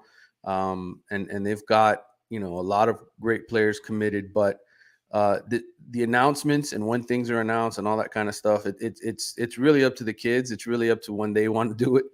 And so I know that there was supposed to be some plan this weekend, but there's a chance it could get pushed back into next week or the week after. Interesting, man, because that man doesn't stop, and they continue to just pick up players left and right, man. It's just flat out impressive what's gone on. All right, how you wrapping up your vacation? You working on anything this weekend, or it doesn't start till next week again for you? Well, I'll be driving back tomorrow, which it's a long drive from up here in the mountains in Georgia. It's about 11 hours combined when you stop for gas and everything else. So I will be back at work on Tuesday. I got a doctor's appointment Monday. I got a couple of things going on, man. Before did you get a third mortgage for the gas prices? Well, I'll tell you what, it's been a little bit cheaper up here, actually, on the way up here. It's really? Under $4. So a little bit of a gas break, I guess, in some areas. Wow. Under $4? That's like a bargain, bro. Yeah, I think I paid like $3.60 something for gas, and I was freaking out. I was like, wow, I remember when gas was $3.60. Yeah. So yeah, it hasn't been as rough up here, but certainly on the way back, yeah, you got to fill it up twice at least, just to get back home. So I will be back at work next week. There will be articles coming out again. There will be podcasts. There will be all kinds of things. But what I would tell Canes fans is let's see how Zion Nelson is, because he came out in a photo. He was a little nicked up wearing a brace. Mario, I know, addressed that yesterday, saying that he should be fine for the start of camp. But these off-season workouts, these off-season injuries that are sort of kept under wrap, we all show up the first day of practice and start taking attendance, and we're like, okay, where's this guy? Where's that guy? What's So I would expect that that on August 5th. That Friday, we'll all be out there tweeting up a storm, telling you guys who's out, who, kind of what's going on from a personnel perspective. But outside of that, man, I mean, the talking season. I've done it for so long. I kind of get nauseated because it's the same quotes regurgitated 800 times. We're focused, we're excited, all those kind of things. I want to see these guys practice, man. A little different, okay? I just, yeah. The reason why I feel a little different here, it's because, like, I didn't believe in Al Golden, and I didn't believe in Manny Diaz. Yeah. Like, there's a difference. After the first year, I'm looking at Manny Diaz, I'm going, and listen, to go back to the beginning of your conversation, that there's a lot of respect for what Manny Diaz did. We should give him praise and a little love, because he meant well. He worked his ass off. He did the best he could. He just wasn't prepared to take it at this level. He should have stayed in Temple, actually. In hindsight, that's probably where he needed to start, just like Mario, dude. Yeah. Like Mario went to FI freaking U, dude, and then went to Alabama to then go to Oregon to then come here. He was well groomed to then come back here. And that was the problem. Al Golden wasn't well groomed. Diaz wasn't well groomed.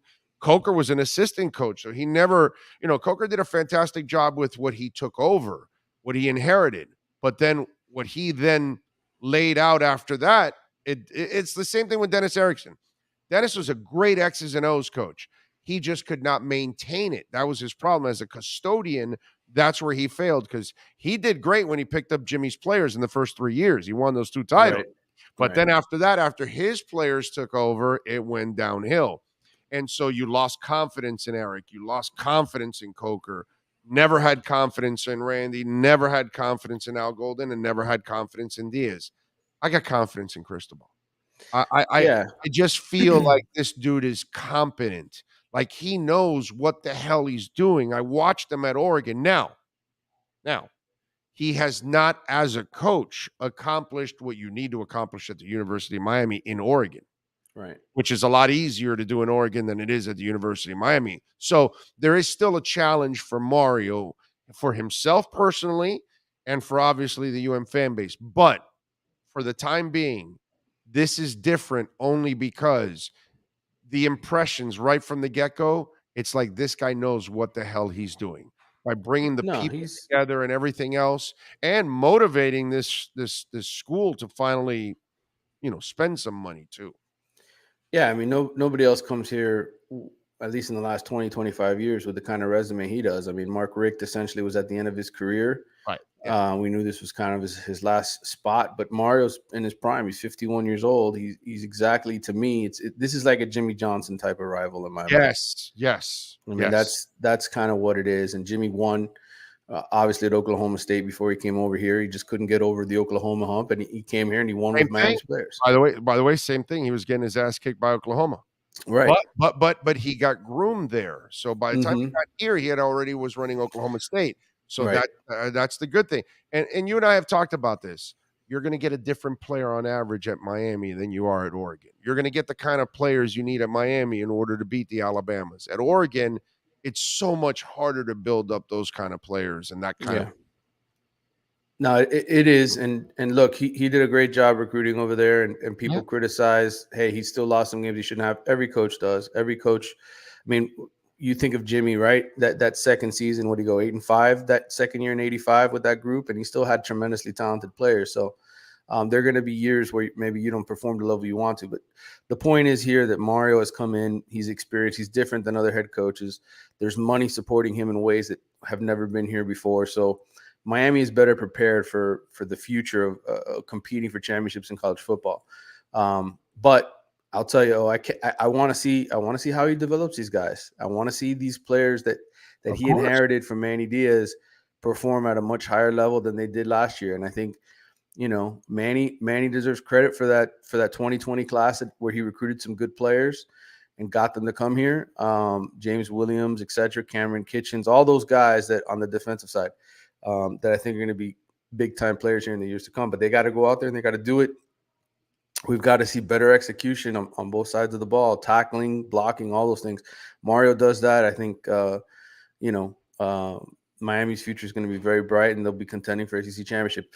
If they don't get better, the firestorm, brother, the firestorm of complaints we're going to hear if this team doesn't look better than last year. I'll tell you that. Oh, there's no doubt. By the way, Sat Down South on Twitter just sent out opening statement word count by each coach in the SEC. Mm-hmm. So Leia, 2,340 for Vanderbilt. Beamer, 2,185 for Carolina. Smart, 1,438 for Georgia. Pittman, 1,379 for Arkansas. Saban, 1,339 for Alabama. Stoops, 1,296 for Kentucky. Drinkwitz, 1,196 words for Missouri. Heupel, 1,147 for Tennessee. Napier for Florida, 1,131. Harshen for Auburn, 886. Jimbo Fisher for Texas A&M, 493. Kelly for LSU, 343. I wonder if he did it in a Southern accent. Anyway, Kiffin, 219 for Ole Miss. And Mike Leach, 7 words to opening statements for Mississippi State. Yeah. No nonsense dude, brother. By the way, Leach had a good idea. I don't know if you saw his interview. He was on the Feinbaum show. Before that, can you confirm that he went to his interview in a Hawaiian shirt and sandals? Yes. Reeking of alcohol.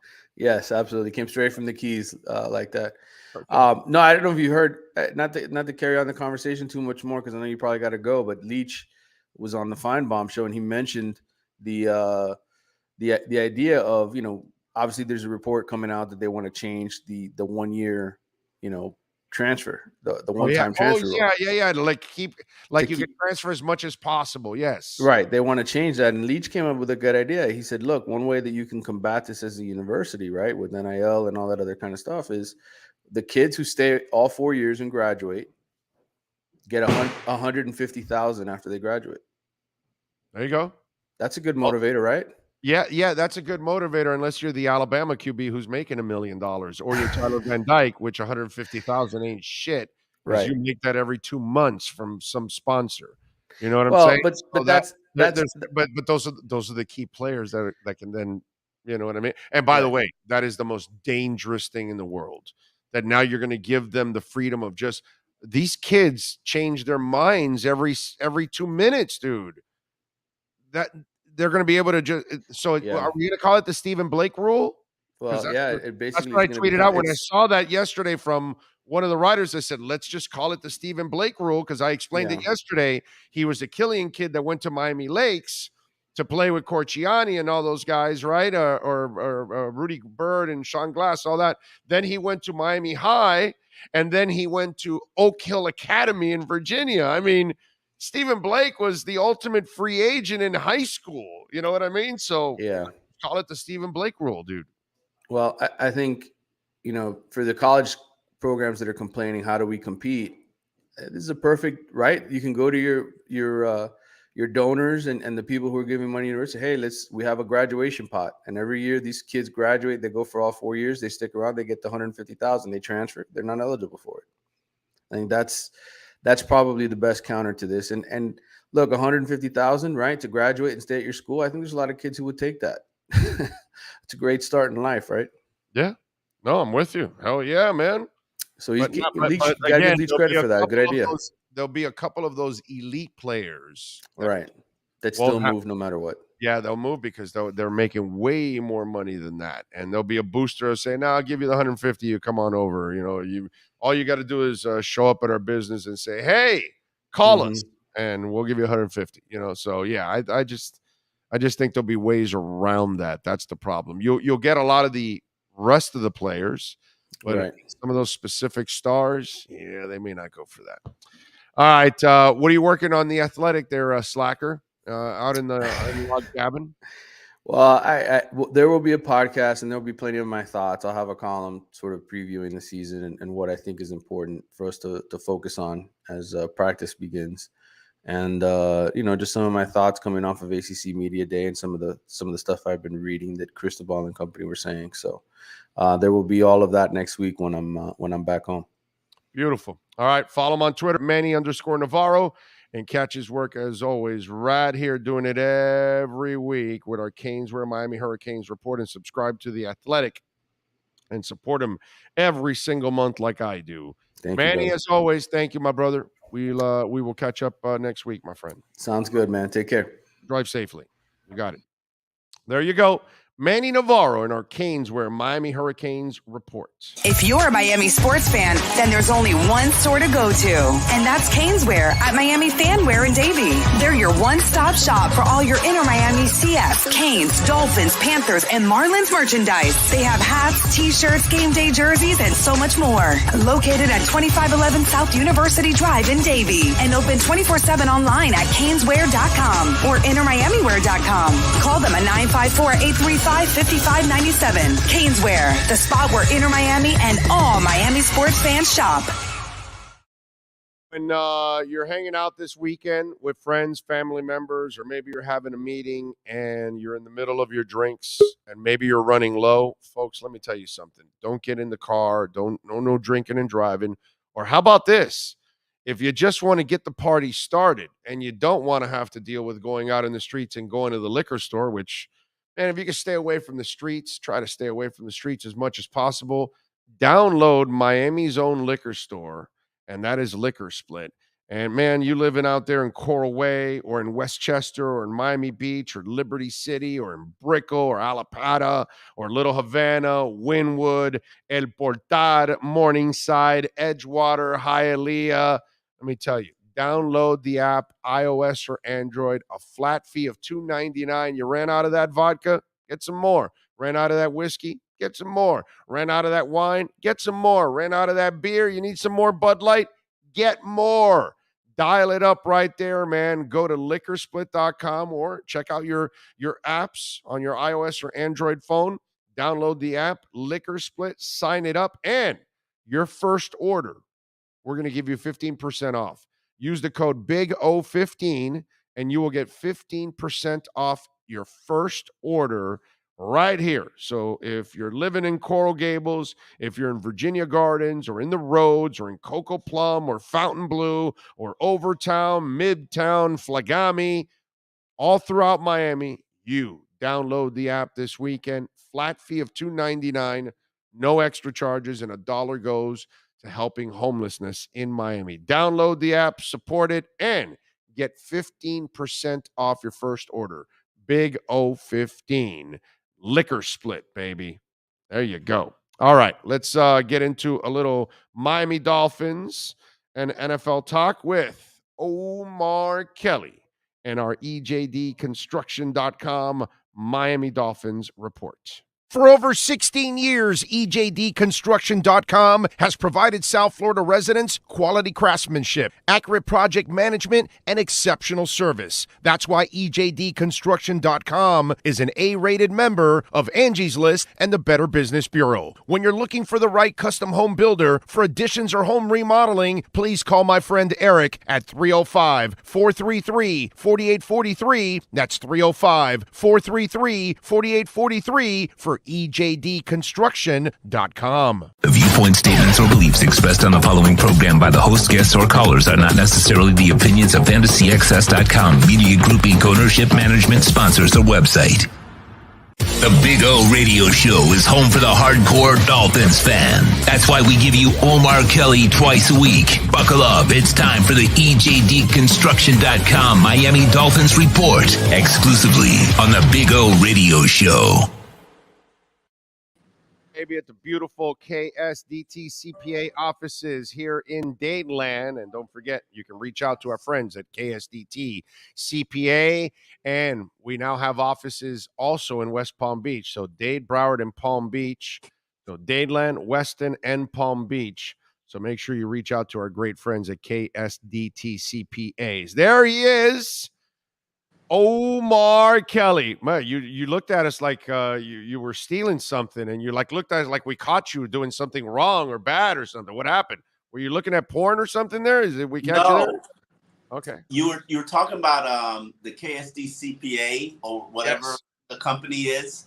Yes. And I was thinking, are they the people that is it an accountant that starts an LLC for you, or is it a lawyer?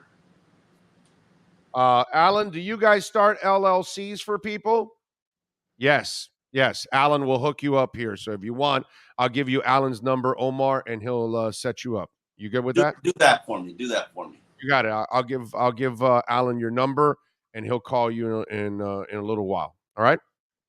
So there you go. We hook up Omar Kelly with KSDT. All right. Great people too, man. You're gonna love them. Omar, are the people on Madden on drugs? Do you know? Have they called Tony Montana for a stash of cocaine? Are they going to the Enterprise and visiting Nino Brown in the Carter? I need to know because Madden put out a list. Did you see this? Top 10 cornerbacks in the NFL? Yeah. Okay, let me put it out for everybody else because apparently you saw it. I want to know what kind of drugs you're on that Xavier Howard is not in the top 10. This isn't an argument if he was 1 or 2 or 3 because they put him at 6 or 7. They did not put the man in the top 10 at all. And props to Darius Butler, who came out and goes, I had no idea that X-Men retired, which was a great line on his part. And he's right. Like, how do you make a list like that and not include the guy that's probably had the most interceptions in the NFL the last 2 years? Puzzling. I was watching ESPN sort of preview, and props to Madden because we're talking about a 25-year run where you are a great, tremendous influence on the game, have contributed to its growth, just like FIFA, the video game, has contributed to soccer's growth. And it educates fans too because they learn about the plays and the players and all absolutely no question about it. I did not know or understand the intricacies of the 3-4 defense when I first started covering Bill Parcells and was going through that transition, and I learned it through Madden. So props to them because you can do a lot of things and learn a lot of things. You can learn RPO offense. You can learn any offense you want to learn through Madden. I don't play it. I haven't played it in over a decade. Right. But that was just the biggest slight and disrespect. And I'm puzzled why he's not rated a 90 player. I get it, 6 touchdowns, but a lot of the times some of those touchdowns aren't necessarily on him. But that's not, the biggest knock on Xavier. I have talked to, but he's still top 10, bro. I mean, whatever. Yeah, no question. He's still top 10. Like, I get it if we were going to argue 1, 5, 7 overall. Yeah, no question. But how do you come up with 10 and the guy's not even at number 10 for you? I watched the whole list on ESPN yesterday, trying to figure out where he was placed. And I was just like, okay, he's top 5. All right. Oh, he made it into the top 3. Then they announced 2, and I know everybody thinks Jalen Ramsey's the number 1 cornerback. If you watch the I Am Athlete episode with Asante Samuels, which came out this week, Monday, which is very good, you'll understand a lot of why Asante Samuels kind of doesn't give Jalen Ramsey any respect for what he does or how he plays or his style. And it's funny because Xavier and Asante are kind of similar players where they want the ball. They want the ball. They'll bait you for the ball. They want you to throw their direction. It's not like, oh, I'm a shutdown cornerback. I take my side of the field away. No, they want to give quarterbacks the opportunity so that they can get the ball. And Santi's got 51 interceptions in his career. I would argue, and so would he strongly, that he's a Hall of Fame player. He was one of the best players in that generation of cornerbacks. But Xavier is the same thing. And Xavier, what is he at? 27 interceptions? Yeah. Or something ridiculous like that. And he's a ball hawk. The ball finds him. Yeah. And he finds the ball, even fumbles. Yes. You don't teach that kind of stuff. I mean, Holland has the same knack.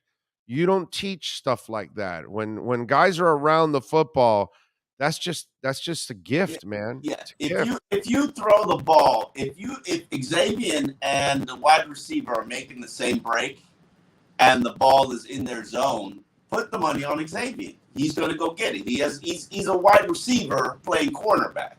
Right. So that was a little stunning to me. I had other issues with it, like Melvin Ingram's like the top rated player on the team. Like, really? Emmanuel Ogbah, his rating is really low. Jerome Baker, his rating is really low. But Madden does what Madden does. Well, the Jerome Baker one I can understand because they screwed him over by not playing him the right way for a while in the season last year. What is the right? That hurt his overall numbers. Remember, they were playing him more in the middle. He's not a middle. He's got to be on the outside, and so let's have this conversation because it's an important conversation. And it's an educated Dolphin fans conversation, which is what I love to have with you. Okay. What is the right position for Jerome? Because outside, weak side. Can he set the edge? He's not a strong side linebacker. Can he set the edge? He's not going to set the edge, but it's a 4-3. He's not going to set the edge. So in this scheme, if you're gonna play outside, weak side, you gotta be able to set the edge. Okay, but he's not a thumper in the middle, and correct. So you've got to use his athleticism on the outside as a guy that can rush and and maybe helping you out a little bit in coverage too. So you use him because unfortunately he can't shed blocks. He gets lost in the trash, and so then that hurts him from being a really good run stopper. And that's the one part of his game that he still has to improve and become a much better player against the run. But he becomes a bigger weakness in the middle than he does on the outside. And that's the problem. If you put him in the middle, then they're going to run right at him. And he's in two polar opposite positions because I view him as a coverage specialist, even though he was trash coverage-wise last year. He's a good blitzer, not a good rusher, good blitzer. Yes. I want him blitzing from the inside. There's no point in blitzing from the outside because they know you're coming. So it's a very weird – he's above average in everything except for shedding blocks. The run game. He's not really great at diagnosing. I think he's not a physical player. That's the thing. He's not a physical player. He's not a physical linebacker. You know what I mean? But he's this generation's age of a linebacker because he can cover, he can blitz, he can do everything at an above average level. But is he really good at anything? And I like Jerome. I really do like Jerome. I just don't know exactly where to play him or feel like he's got a good. If he had a good inside linebacker paired with him, and this is no shade on Landon Roberts. God, Landon Roberts always looks for the shade from me, but this is no shade on Landon Roberts. If he was paired with a good inside linebacker who can diagnose things for him and tell him what's coming like Zach did for many years, I think he'd be a better player. Yeah. Is he ever going to shed tackles? Probably not. Probably not.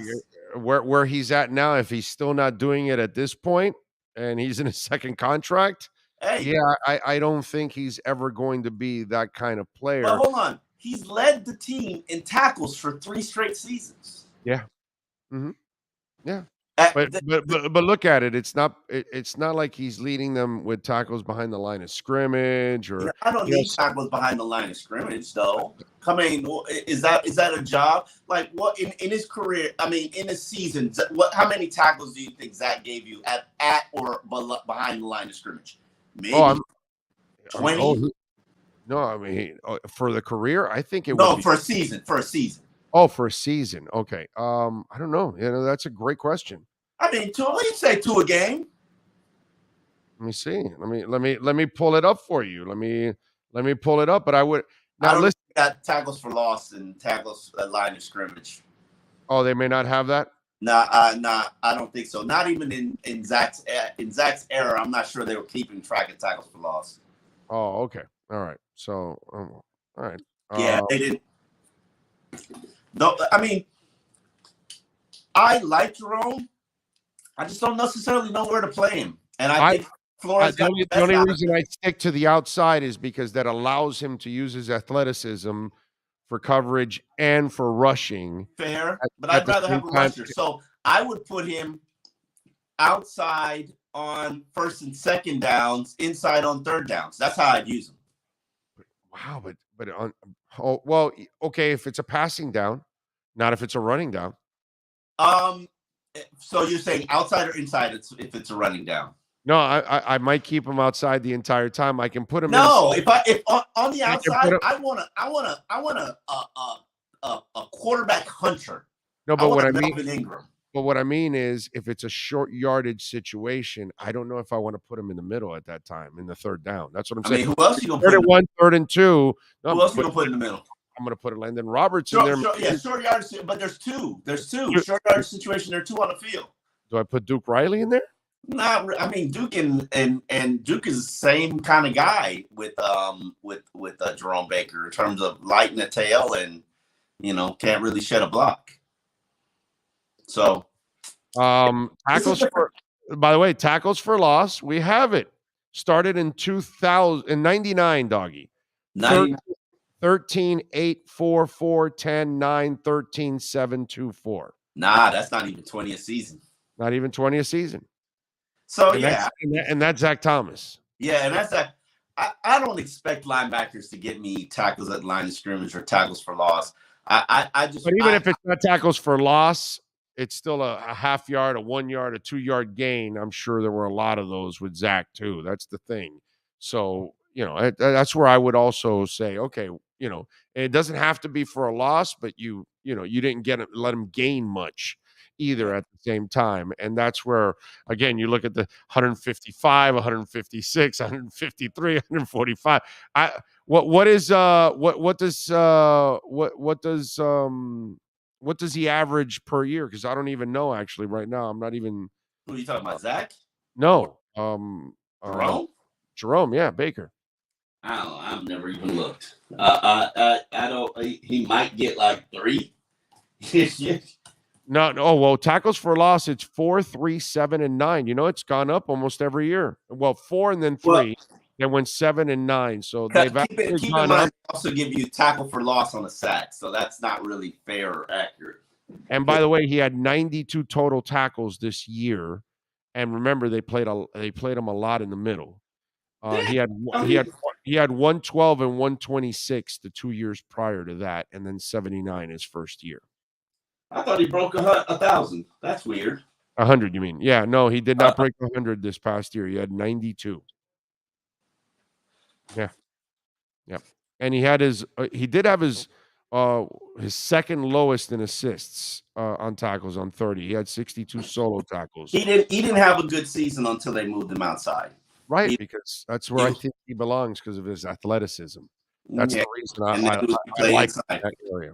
Yeah, I like him. The only reason I disagree with you on the inside is on short yardage situations because he's not a physical player. And if a guard gets him, he's gonna swallow him up. And he's not good at shedding those guys and trying to get in there and penetrating. That's not his game. It's never been his game. You know what I mean?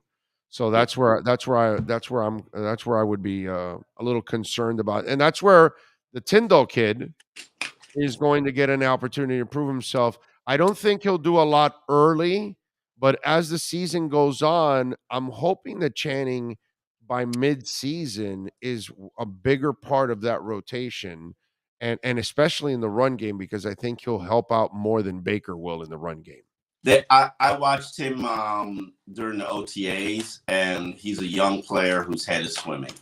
And it's supposed to be like that. It's supposed to be like that. But half a season in, Omar. Half a season in, absolutely, no question. You have a whole. Now remember, this isn't COVID.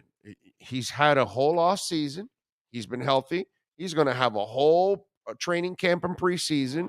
And now he'll have a half a season. When somebody gets hurt, he'll get his opportunity, and he needs to be ready. That's where he is as a player. I like him. I think he'll be. I liked him too. He's a great value pick for where he was. But let's not act like he's a first rounder or second rounder. Well, but wait a minute. Hold on, Omar. That one position, plenty of guys start at third, fourth, or fifth. Absolutely. And he's got the skill set. That position there. I'm not saying wide receiver, or there are other positions that in the 3rd, 4th, 5th round, you might have to wait a year. You might have to grow into a tight end. Linebacker might be a position you have to wait a year too. But what I'm saying is there are a lot of linebackers that do end up playing in the middle rounds, is what I'm saying. That happens a lot. This was yesterday. Oh, okay. Yeah, that was yesterday. Thanks. Sean's passing me about the Josh Rosen thing. Which, by the way, what'd you think of your boy Josh Rosen signing with the Browns? Don't call him my boy, because I took a lot of heat when I told you he was trash. When I told Dolphin fans he was trash, don't trade for him. Told him in training camp he was trash. Don't start him. Told you when he was starting he was trash. Like, listen, Dolphin fans was not feeling me. Josh Rosen just doesn't care about football. He's and I don't know how he keeps getting it. Because they must love the talent and think that the maturation is going to show up one day. Yeah, they think his brain is actually going to show up. And he just doesn't. He doesn't. As I say, and I learned this during the Josh Rosen process. When he was being drafted, because I didn't like him in the draft either. The entitled, right? There you go. Yeah, it's the entitled that you don't really have to work for it. You know what I mean? Exactly. And let me tell you, those kind of dudes are rare. Ronnie Cycli was like that, Omar. I don't know. Do you know who Ronnie Cycli is? Do you remember anything with? I know Ronnie Cycli, but I didn't know he was rich. He was super rich. Oh, dude, his parents in oil, bro, grease. They had he never needed the money, and yet he worked his ass off to become a DJ too. Yeah, exactly. That's what I'm trying to tell you, that he had the money and he worked his ass off to be a good basketball player. He did some impressive things with the Miami Heat. And then he goes on to become a hell of a DJ on top of all of that. And this is a guy that never had to work. Zach Thomas, by the way. Super rich. Plenty of money. Never needed the money. Before the NFL. But nobody was going to work harder than Zach Thomas just because he was rich. And that entitlement, it's hard to find those people that grow up in that and yet still are hungry to have their own success. And I gave you 2 examples of 2 people that can do that. Josh Rosen he was the kid that lived off of being rich, and he had his own what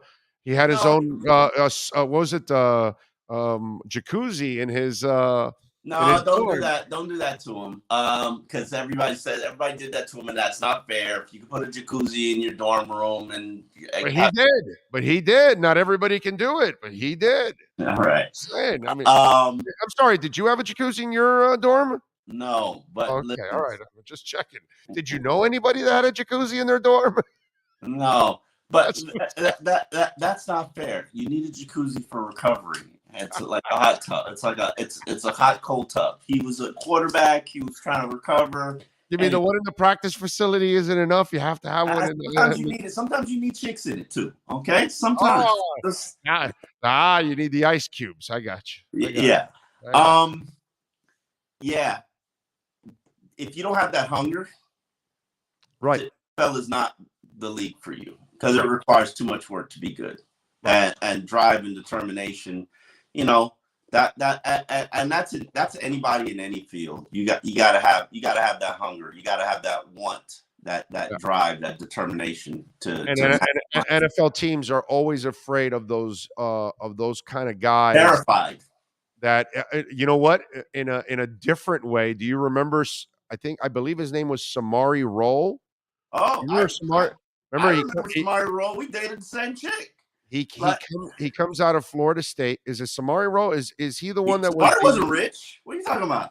No, not rich. It was Samari, the guy that was like a genius coming out of Florida State, the defensive back. He was a quarterback. I know Samari. No, it's not Samari then. It is Rolle. Omari Rolle? Was it Omari Rolle? There's Samari and then there's Omari. They weren't related, but the guy was a defensive back, and he was a scholar, bro. He was like a genius. Like Samari was super smart. Yeah, Myron Rolle, thank you. Myron Rolle. Oh, Myron Rolle, the doctor. He's a doctor now. Yeah. Exactly. You remember what the NFL teams were saying? This guy is not going to commit to us. He's too smart to be with us. That guy's going to solve cancer. Why is he going to be with us? No, you remember that? It's the polar opposite of Rich. It's the guy that is like, they looked at him and they said, like, dude, you can like do bigger things than football. Why do you need us? You know who else was like that? They were terrified of drafting him early because of that. You know who else was like that? Major 9. I can't remember his football name. Defensive end for University of Miami. Producer. He's a music artist. Major 9. God damn it! You gonna make me look it up. He had a music career. And the NFL was just like, you're not focused on being the best football player that you want to be or can be. And you're talking about Chad Thomas? Yeah, Chad Thomas. Yep. Okay. Yeah. But I mean, Chad Thomas wasn't the artist that Myron Rolle was the genius. I disagree with you. I think Chad Thomas. I think Major. Does he have any hits or something? Does he have any hits or something? He's produced for Drake, Rick Ross. He's produced for some major artists, and he's had his own little hits. So Myron Rolle won that award. What's that thing called? That the student athlete. No. He's a Rhodes Scholar. Yeah, bro. Went and studied in Oxford. Yeah. Those are all great things. I'm a little bit more impressed with Myron Rolle than Chad. Okay, I'm just saying, bro. He's a doctor now. He's a neurosurgeon, I believe. But yeah, bro. Yeah, he's doing way bigger things, bro. Come on. I'm glad he chose that road than football because he's going to do our society a hell of a lot better by going in that road than. Who's to say he couldn't do both? There are plenty of guys. No. Carl Mecklenburg was a defensive end for the Denver Broncos. They lost the Super Bowl. It was the Orange Crush right before Elway. That was with Morton, and he became also a surgeon. Number 77, Carl Mecklenburg. So no, it's very possible, Omar. There's a lot of guys that they're able to do it after their careers, but. You've seen the fingers of football players. You want to be a doctor? Save your fingers, bro. You know how the fingers are, football players. A lot those of things get messed up by the end of their careers. They've got twisted fingers. He tried for a while to have a decent career. He had a cup of coffee in the NFL. Oh, Myron? Yeah. He only played his first contract. That's it. I remember that. That's no different than any other guy. I don't even know. I don't even think he finished his first contract. I think he might have played a year or two. That's it. I doubt he did. Look up Myron Rolle. I don't think he played. My Google's acting up. 2010, 2011. 2012, he was at the Titans, but did he play or he left? Yeah, I know his career was really, really short because it was exactly what those people thought it would be. He was going to be a scholar. He was going to be smarter than everybody else. Just, bro, go use your brain to take care of the world. You're above us, man. And so 2010 and 11, and then he was a practice squad player in 2012. So hey, man, he got his opportunity. You could say he's been an NFL player. And then he's moved on. I mean, a lot of guys don't make it 4 years. So he's accomplished a hell of a lot more than I ever will in life. So I got nothing but praise for Myron Rolle, bro. That guy's a stud and a half. All right, what are you working on in the Sun Sentinel so folks can check you out as we get ready for, what is it, Wednesday? We report, right? Wednesday is Dolphins camp, right? I think. Is that it? I don't know. You don't know. You're the beat writer. How do you not know what's the first day you're supposed to be there? One, I'm not a beat writer. Two. Oh, okay. I'm sorry. Okay, you just cover the team daily. All right, I'm sorry. All right. So, what are you working on to get us prepped for the training? We got. I believe. Oh, I can look at you here. Who will step up and be leaders for the Miami Dolphins? That's my next column coming forward. And I do believe Landon Roberts should be heavily featured in that. It's like a love letter to Landon Roberts, even though he hates me. All right. Well, there you go. Actually, no. Today is how good can Emmanuel and Jalen Phillips be as Dolphins pass rushers in 2022. Tomorrow is my love letter to Landon Roberts. So, Landon, I really do like you. I know you think I don't like you.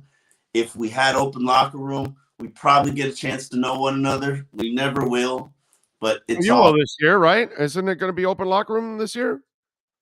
They got to open it up, right? Time. Won't impact me. So, but yeah, it's, and then we've got, my next one is on, how much can Teron Armstead improve the Dolphins offensive line, which is drastically. And I talked to Trent Williams for that piece. So Trent Williams, as those who don't know, is the gold standard in the NFL for offensive linemen. Monster of a human being, great player. And he has had a ton of praise for the Dolphins head coach. So he's got a ton of praise for Mike McDaniel. He loves Mike McDaniel. So. Okay. All right. There you go. So check him out at the South Florida Sun Sentinel and follow him on Twitter at Omar Kelly. As always, thank you, my brother. Appreciate you immensely. Yes, man. Have a great weekend. You too. There you go. Omar Kelly. You've been listening to the EJDconstruction.com Miami Dolphins Report with Omar Kelly. For additions, home remodeling, or custom work, call Eric at 305-433-4843. EJDconstruction.com is the custom home builder and general contractor you can trust. 305-433-4843.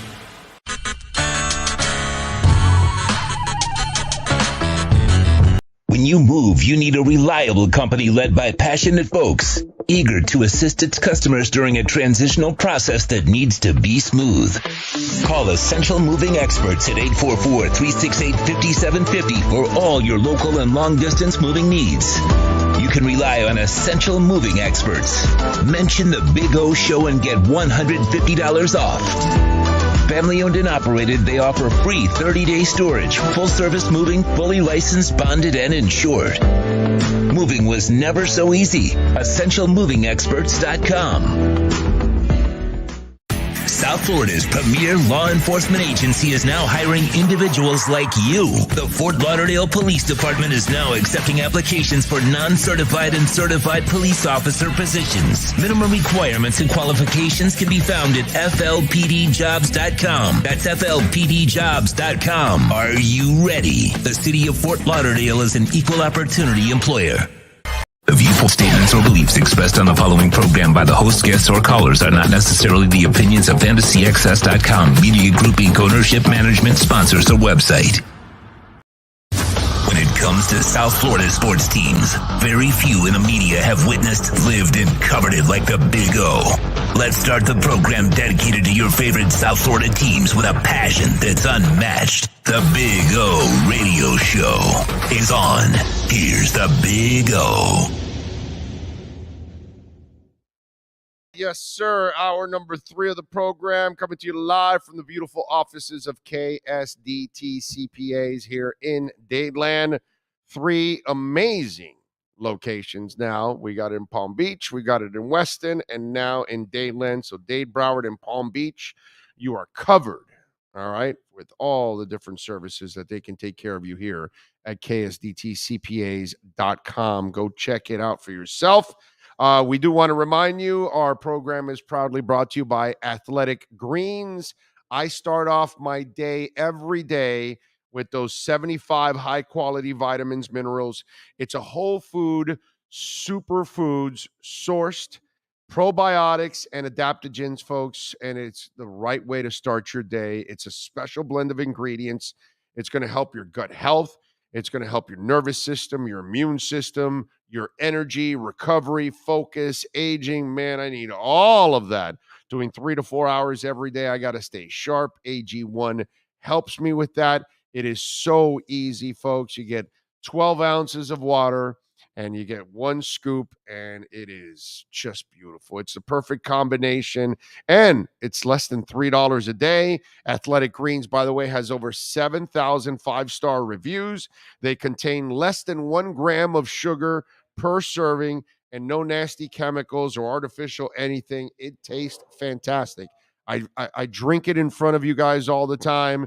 It supports better sleep quality and recovery. And one of the things that I love, man, it's all about going green. I want to get my electric car eventually, right? We want to take care of the environment. Athletic Greens is a climate neutral certified company, and that makes me really, really happy. Right now, folks, it's time for you to try to reclaim that health, right? Let's do it. You're going to do it by going to athleticgreens.com/Big O. And I want you to arm your immune system with convenient daily nutrition. This is a great way because you're speeding around using drive-thrus and all kinds of stuff, and you're not giving your body the nutrients, the vitamins, the minerals it needs. This is what's going to actually give you the vitamins and the minerals that your body needs. It's just 1 scoop of water every day. That's it. No need for a million different pills and supplements. To make it easy, Athletic Green is going to give you free a 1-year supply of immune-supporting vitamin D and 5 free travel packs. The packs are so good to take on the road. I just used them in Vegas. With your first purchase, all you have to do is visit athleticgreens.com/Big O. That's athleticgreens.com/Big O. Again, take ownership of your health and pick up the ultimate daily nutritional insurance. AG1. There you go. athleticgreens.com/Big O.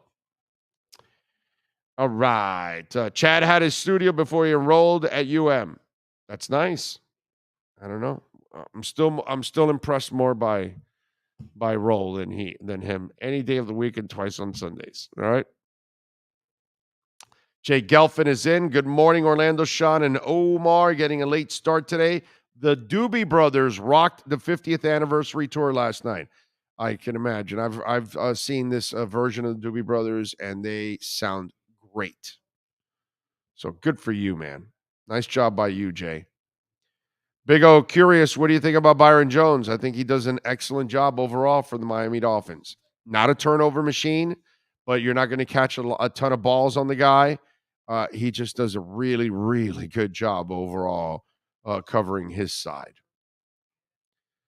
What else? Rosendo Omar, do you think Kinley is on the hot seat? Well, Kinley is not even starting right now, Rosendo. So it's about him just trying to make this team now. So, yeah, he's in the hot seat.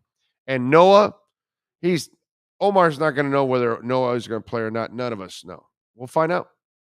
He's got to take the field and start impressing people and start making, some kind of plays out there in practice and change the game for him.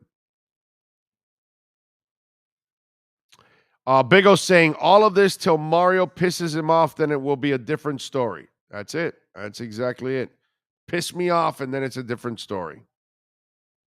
I'll go with that. Big O, if the Dolphins sign someone between now and the start of camp, which position do you think they should sign?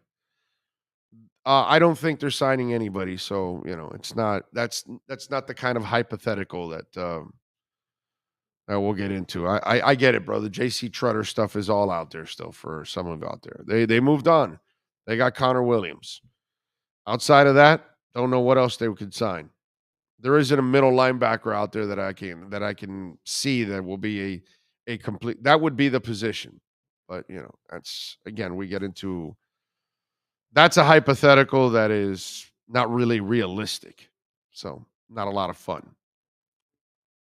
Ooh, by the way, I did not see if they updated the line here. I don't know if they did or not for the game today with the Marlins and the Pirates, because the Marlins and the Pirates were playing. I know they didn't have. They've got it out. Okay, here we go. Thompson is pitching for the Pirates. All right, let's do it right now. We got it back on the win column yesterday with our liquor split matchup of the night. Let's rock it out once again. It's time to tap that app. And no one loves to tap that app like the Big O. Here's the liquor split matchup of the night. All right. Marlins will start a set against the Pirates tonight. And Braxton Garrett is going to be on the mound for the Marlins. They've got Zach Thompson on the mound for the Pirates. And the Marlins on the road are favored by 1.5 runs with Braxton Garrett, who's 1-3 and a 3.70 ERA. The over and under is 8.5 runs. The Marlins are minus 130 in the money line. The Pirates are plus 110. Now, I'm not going to pick the Pirates to win because it is possible that the Marlins could win, but they can't score runs. They can't score runs. I'm going to take the Pirates here. The over and under is 8.5 runs. Yesterday, the Rangers did their best, but they can only get 8 because the Marlins couldn't score a damn run. So I'm not going to touch the over and under here of 8.5. I'm not going to touch the money line because I can't trust either team, but I can't trust the Marlins to score. And how in the hell are they favored by 1.5 runs? I'm taking the Pirates at home. I'm going Pirates plus 1.5 runs. That's our liquor split matchup of the night.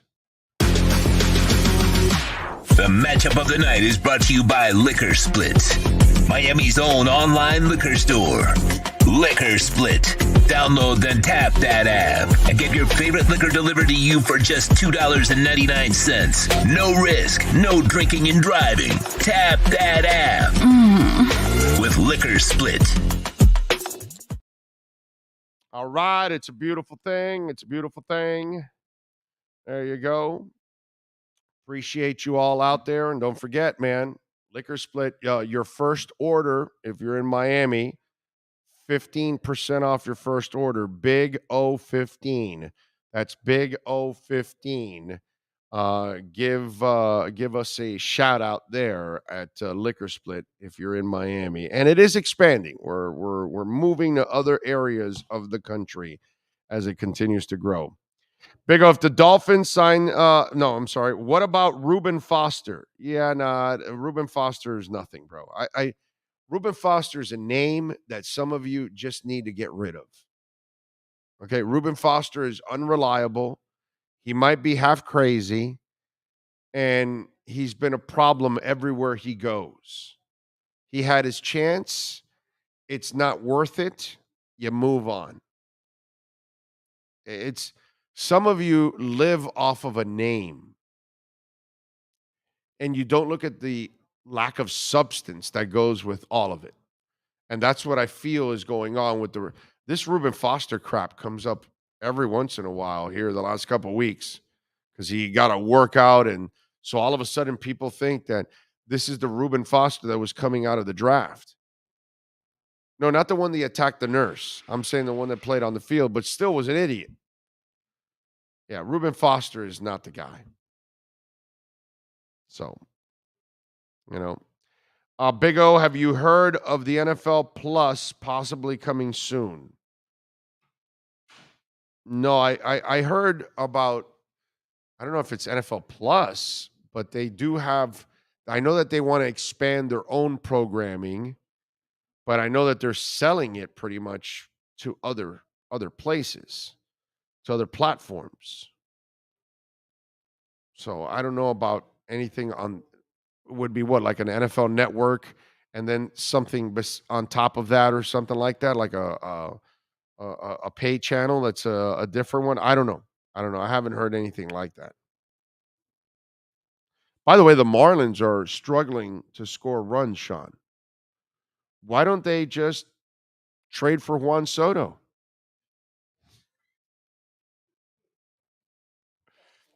Do you know that Juan Soto wants a contract that is worth half the value of the team?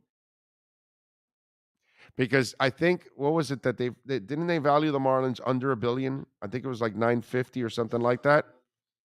He's looking for a $500 million contract. I was thinking about that. I was going, because Juan Soto, right? It's got 2 years and a half left here because this half and then 2 more years of control. So when you trade for him, you're going to control him for 2.5 years. But if you want to give him a new contract, he's looking for like $500 million. And he's a hell of a player. And if the Marlins really wanted offense, well, there you go. And here's the thing. You can raise your team to over $1 billion and it would be worth $1.5 billion now that you picked up a player that's worth $500 million. I thought that was hilarious. I was thinking about that going, man, the Marlins were just valued under $1 billion. So they're in the 900 some odd range. I think it was like 950 or something like that Forbes said. And here's Juan Soto, and he wants a $500 million contract.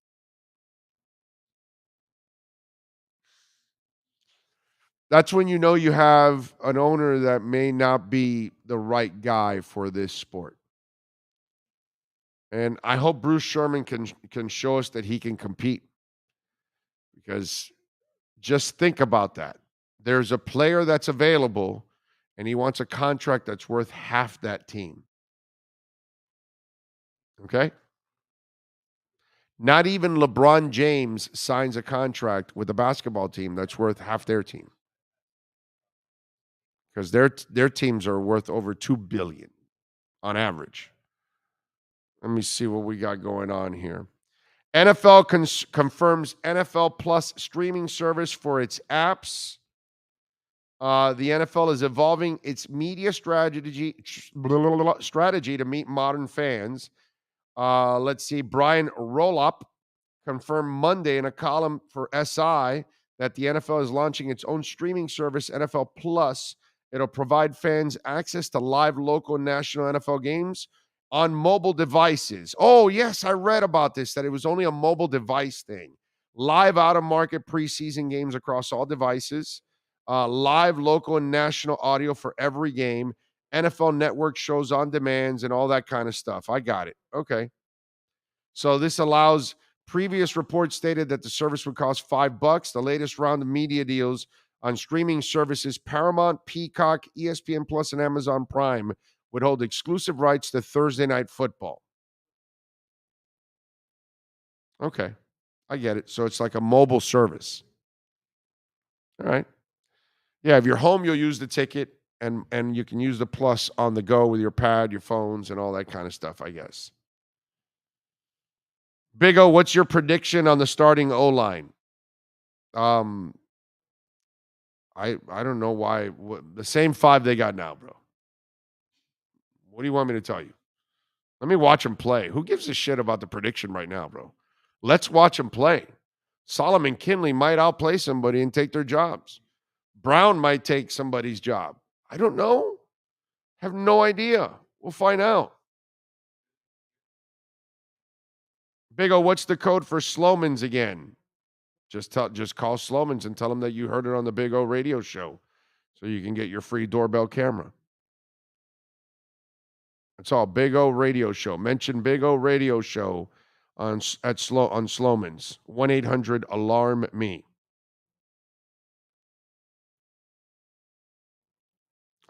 With camp less than a couple days away, big question is, has Chris Grier done anything he can to field the strongest squad possible? Time will tell.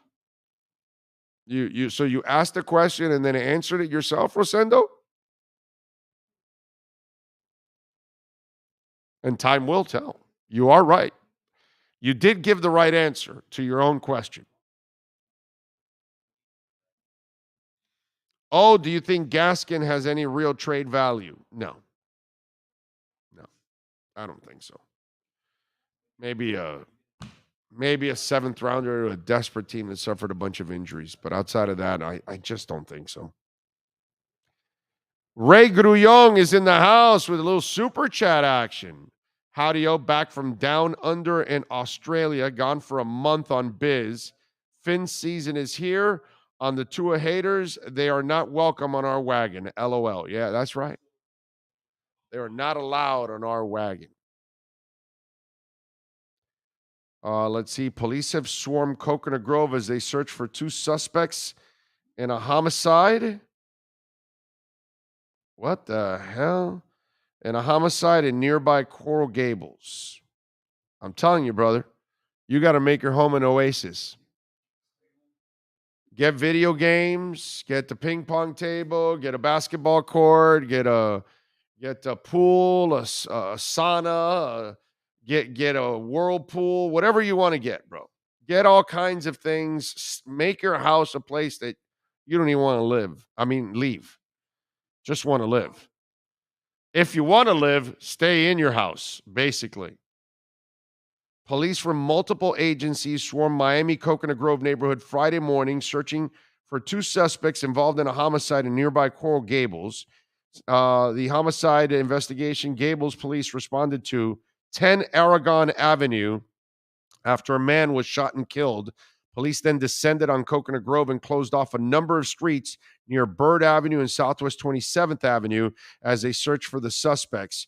Units gathered near the popular Flanagan's Seafood Bar and Grill and a Marathon gas station. Miami-Dade Police, Coral Gables Police, City of Miami Police are all participating in this search. This is rough, dude. Streets are rough.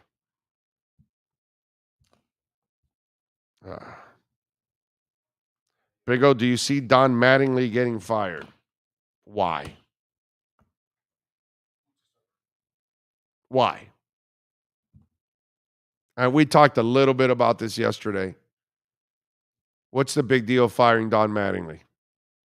Like, do they have enough bats? Is Jazz Chisholm still in the lineup? Oh, he's not. Oh, okay. Oh, by the way, are they complaining about Jazz Chisholm anymore?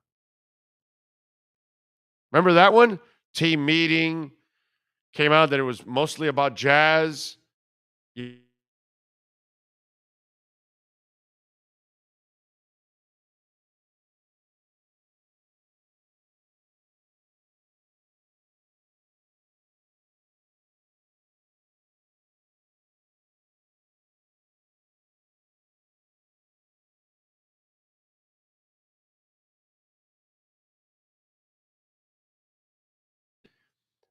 I'm not a Don Mattingly guy. I have never been a Don Mattingly guy.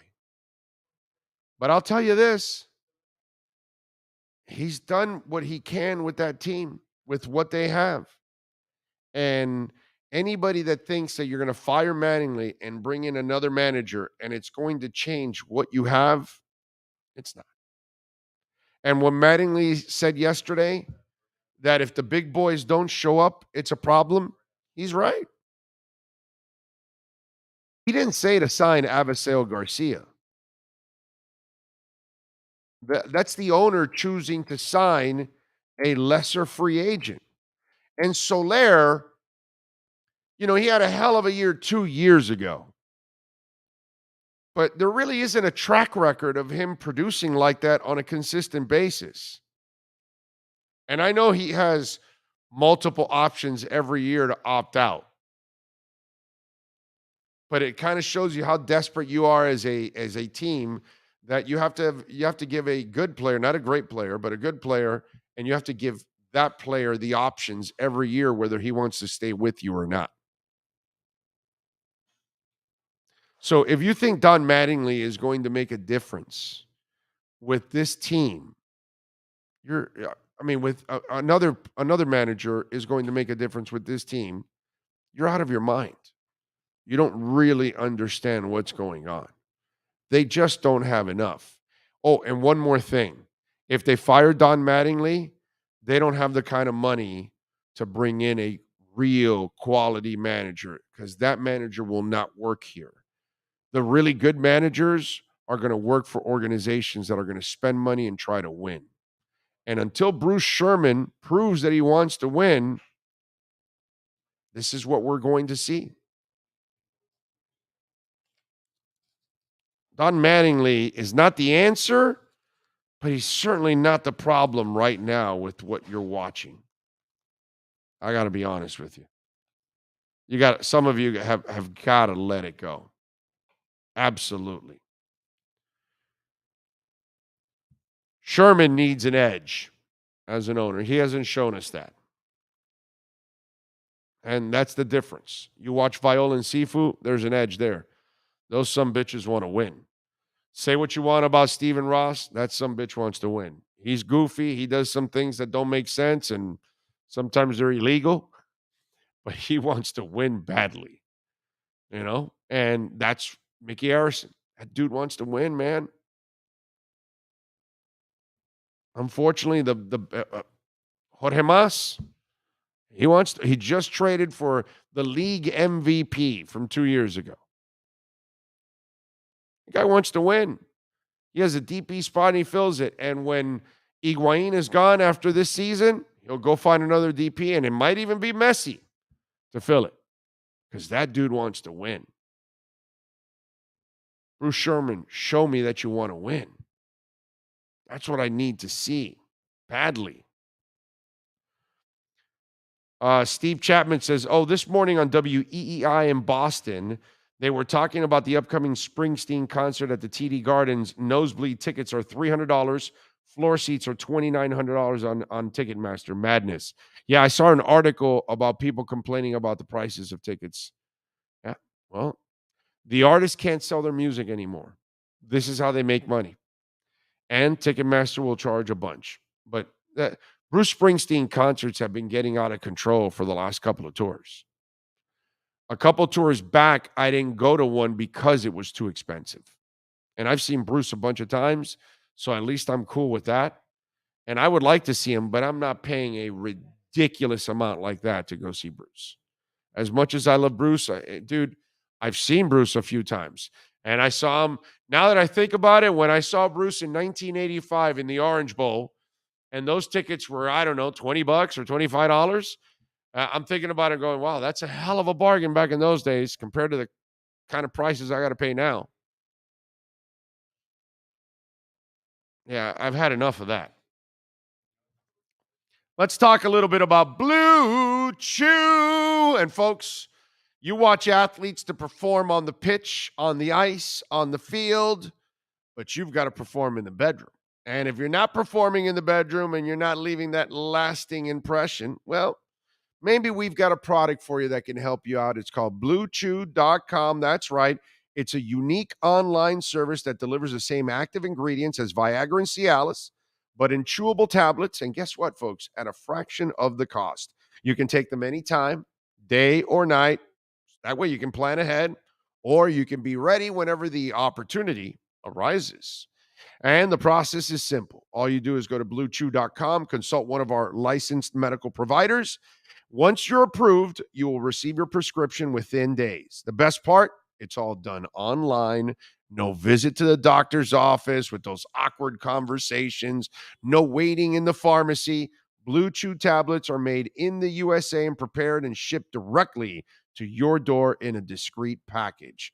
That's why, folks, you want some confidence, you need it in that bedroom. Blue Chew can help you out, baby, and bring that excitement to that room. Right now, what you want to do is take advantage of a special deal right now for our listeners. Try Blue Chew for free. That's right. When you use our promo code Big O, check out, and all you got to do is pay $5 shipping. That's BlueChew.com, promo code Big O, and you will receive the first month for free, baby. BlueChew.com. Give her the Big O. And if you want to find out more details and safety information, go to BlueChew.com. And we thank Blue Chew for being a sponsor of our program. All right, let's take a quick break here. Let's get ready. Alan Poupar from Sports Grill and our Sports Grill Miami Dolphins and NFL Report is next.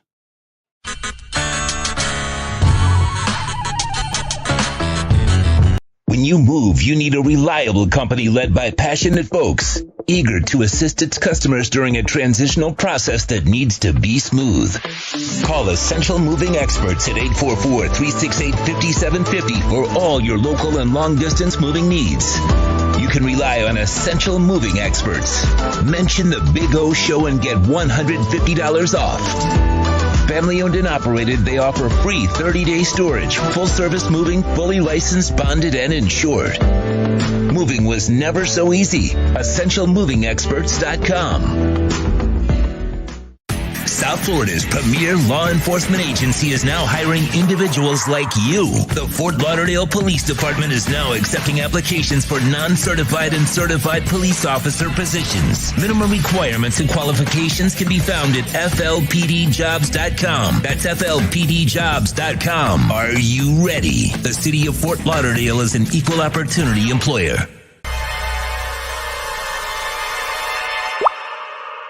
What? Oh, look.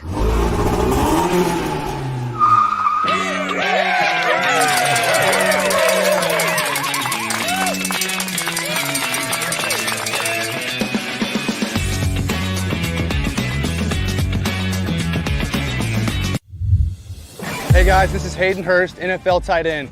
I'm partnering today with Red Recover. We're gonna run you guys through some drills. I started using Red Recover last year, my 4th year in the NFL. It just helps me on Mondays after games, get my recovery process started, get back into the fold of the week, and get ready for the following Sunday. And if you wanna recover like me, use Red Recover.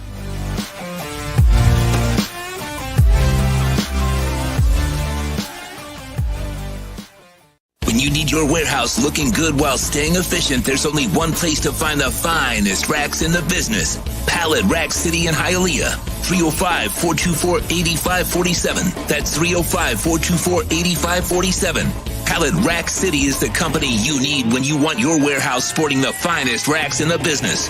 After all, who doesn't love a great rack? Pallet Rack City. 305-424-8547. That's 305-424-8547. Welton Rayom has more than 62 years of litigation experience handling insurance disputes. They're committed to resolving even the toughest insurance claims quickly. Call them for a free consultation. 954-966-4646. At Welton Rayom, they don't get paid unless you win. Property damage claims to your home, business, or condo as a result of a hurricane. Welton Rayom can help. Water, mold, fire, smoke damage, Welton Rayom can help. Call 954-966-4646. Sports Grill. Sports Grill on Bird Road, Miami Lakes, and their newest location in Cidral is now hiring. If you're looking to join a great company and South Florida institution, give them a ring or drop an email. Sports Grill is hiring all kinds of positions from hostess to servers, bartenders, or join the kitchen staff to craft some great food for their amazing customers. Please send your resume to m.cruz@sportsgrillmiami.com or call 305-219-5726. That's 305-219-5726. Sports Grill. Good food, good drink, good friends. Let's get ready to talk Dolphins football. It's the Sports Grill Miami Dolphins Report with Sports Illustrated's Alan Poupard. With locations throughout South Florida, Sports Grill is the home of the special grilled wings. Check out our sponsored locations in Miami on Bird Road and 114th and in Miami Lakes in the Royal Oaks Plaza. Here's Miami Dolphins insider Alan Poupard.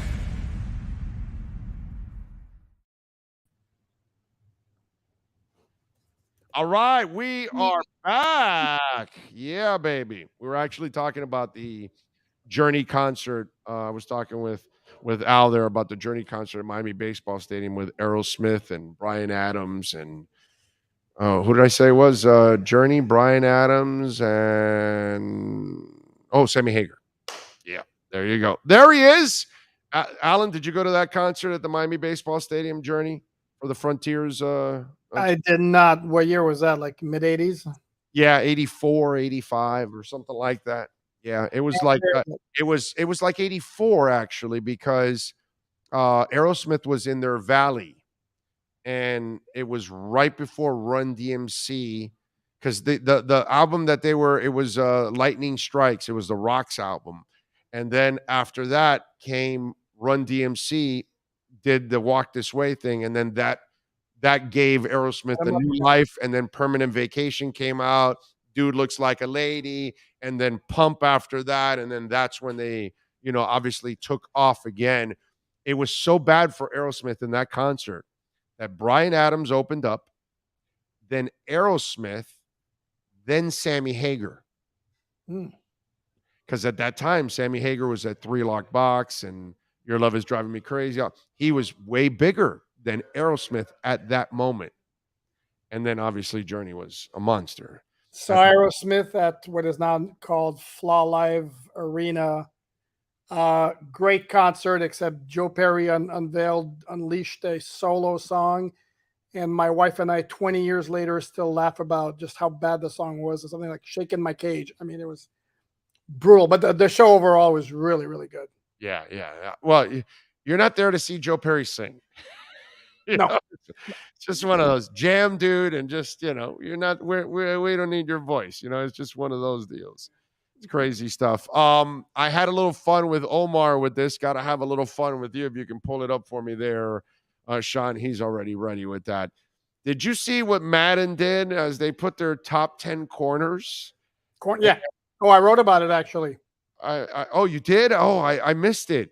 Well, I hope you ripped him really good. I mean, dude, if he's number 2 or number 7 or number 10, okay, we can have fun with the discussion. How in the hell are you naming 10 corners in the NFL and X is not at least one of the 10? I don't get that one. Yeah, but technically he's also got an 89, so technically he was tied for 10th. But to me, I wrote basically about where he belongs in the NFL, where he belongs in Dolphin history as at the cornerback position. And to me, in the NFL, I don't know how he's not top 3. I mean, I'll buy Ramsey and Alexander, that's fine. But some of these other guys, I mean, you look at the advanced stats for some of these guys, like Denzel Ward was not impressive. Lattimore, who is a really good corner, had horrible metrics last year.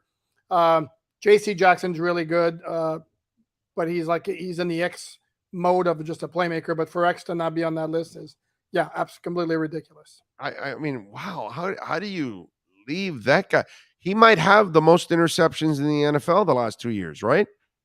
If not, he's number 2. Jackson's up there. Yeah, Jackson's up there. Right. I mean, what is he, number 2 or something? Okay, whatever. I mean, how do you? I saw that Darius Butler, by the way, had the best line. He goes, "I didn't realize that Xavier Howard retired. I must have missed the retirement party or something." He put that was a really, really good line. And then Darius Slay, who's on the list, tweeted like, "I don't know how Howard's not top 3."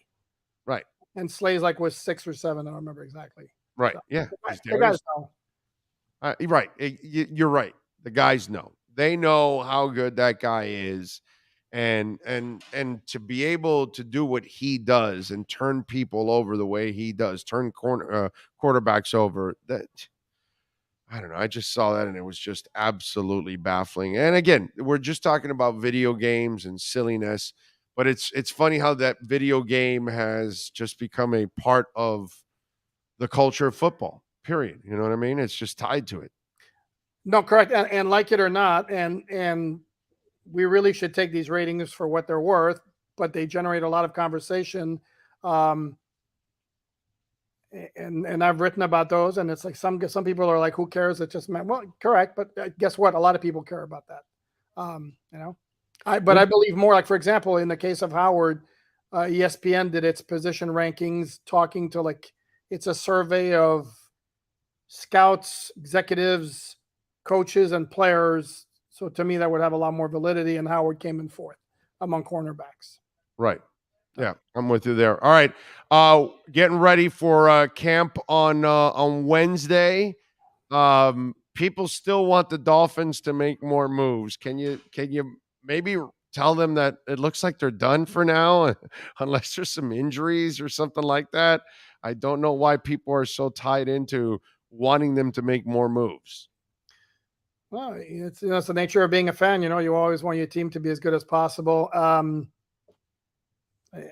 I'd be surprised if they didn't do anything between now and the start of the regular season or midway through training camp. But I think if they were going to do something for the start of camp, they would have done it by now. I think they need to see where they are. Like in terms of health, as I mentioned before, I think they probably have a good handle of who's going to have to start the camp on PUP. But as far as, for example, the ever important offensive line and what to do there, and especially the center position, I still think they're going to ride with Connor Williams at least for a while longer to see exactly what they have there and whether he can get the job done to their satisfaction. Do you expect them to rotate Dieter in there just to keep trying, just to kind of keep him fresh? and keep him sharp. In other words, not fresh, but keep him somewhat sharp at that position just in case they need him? Well, no, he'll get reps at center, whether he's going to get reps with the first unit. I don't see that necessarily happening. If they're going, the idea is to right Connor Williams, see what we have there. I think they'll roll with it. I don't anticipate, for example, what we've seen in the past, and this is just a hunch that I have, like we've seen in the past, has been a whole lot of interchanging of guys with units, with positions along the offensive line. I kind of get the sense that this is a coaching staff and a head coach who wants to be more firmed up with what he has and work with those guys until he decides that's not going to work. I need to make a change. I'm with you there. All right, we got the boys reporting on Wednesday. If there's a concern for you going into training camp, what would it be? Well, it goes back to the offensive line, and they actually they report Tuesday. Okay. Rookies reported last Tuesday. Veterans.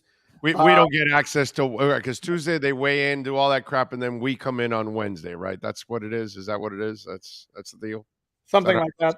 Yeah. No, it's got to be the offensive line. I mean, that's the key to the whole thing. I mean, because for the offense to function the way it's going to function, and with all this talk of Hill and Wallen, all the speed they have, and the ability to turn, short passes into long gains, and everything feeding off the running game, well, everything is great and dandy, but it doesn't work if the offensive line is not productive, and it doesn't need to be a top 5 offensive line in the NFL. It can't be a bottom 5 offensive line in the NFL. So let's get it to the middle of the pack in the league, and I think we're in business. But until we see what we see, we won't know. And I think our first real good indication beyond what we see in the first few practices is going to be the joint practices against the Bucs, August 10th and 11th, and then the joint practices against the Eagles, who usually have a very, very good defensive line. Those dates, 24th, 25th. All right. Is there any doubt in your mind that the Cleveland Browns are definitely going to the playoffs now that they're led by Jabroni Brissett and Josh Rosen in the absence of Deshaun Watson? I mean, they have 2 star caliber quarterbacks now that can really lead them to the promised land, correct? And tell me you're not rooting for something to happen, for all the breaks to go in the direction where Josh Rosen is starting against the Dolphins on November 13th. I would love it. Just out of curiosity, for the curiosity factor, and also because obviously it would increase the Dolphins' chances, because unless the dude has really, taken a major stride forward in the offseason, he's looked lost in the NFL. That's the bottom line. He looked like he's a guy who's out of his element. Here's the other interesting factor, too, mentioning Deshaun Watson. If the suspension comes down at 8 games, Dolphins play the Browns in week 10. Browns have a bye in week 9, which puts it on track for Watson to make his debut after a bye against the Dolphins at Hard Rock Stadium. All right. Well, that'll be fun for me. I'll have no problem watching Jalen Phillips crush his ass. So that's I'm sorry. He might like that. Tackle him. I'm sorry. Damn. What? I'm sorry. I just you went there. You went there. It was a slip. I'm sorry. I didn't mean it. It was a mistake on my part. No, seriously. I mean, the signing of Josh Rosen. Here's the thing. AJ McCarron, brother, they signed Josh Rosen over you. I mean, I personally would have signed AJ McCarron just because he could bring his wife and be in the stands. That alone in itself, improves our stands. AJ doesn't improve our team, but the wife improves the looks in the stands. So I'm just saying, you know what I mean? In the amongst of dogs, you can bring in a babe. So that's probably what does that say about AJ McCarron that Josh Rosen beat you out? Says the market for quarterbacks is pretty bare. That's what it says. No offense to either guy, but yeah, that's rough. By the way, I still think that the commissioner is going to say, oh, you got 8 games? Great, no problem. We're going with a year. I still think they're going to do. I think the commissioner's still going to go much higher than the 8 games when it's all said and done. What do you think? I don't know. I'd have to think back to cases where the league actually appeals the ruling of an arbitrator. That I think would be a new one for me. It'd be more the other way around, where Watson might appeal to get it down as opposed to Goodell or the NFL appealing to get it back up. But no, I think if the arbitrator rules 8 games, I think it's going to be 8 games, to be honest with you. Well, to me, that's come on, man. That is that enough in your eyes? Is that a good look for the league? Oh, again, I'd have to look back at all the precedents, compare it with what other situations have occurred. I mean, right away, if you compare it to, was it Calvin Ridley got a year for betting on one game on DraftKings? Yeah, that's a rough one. Yeah.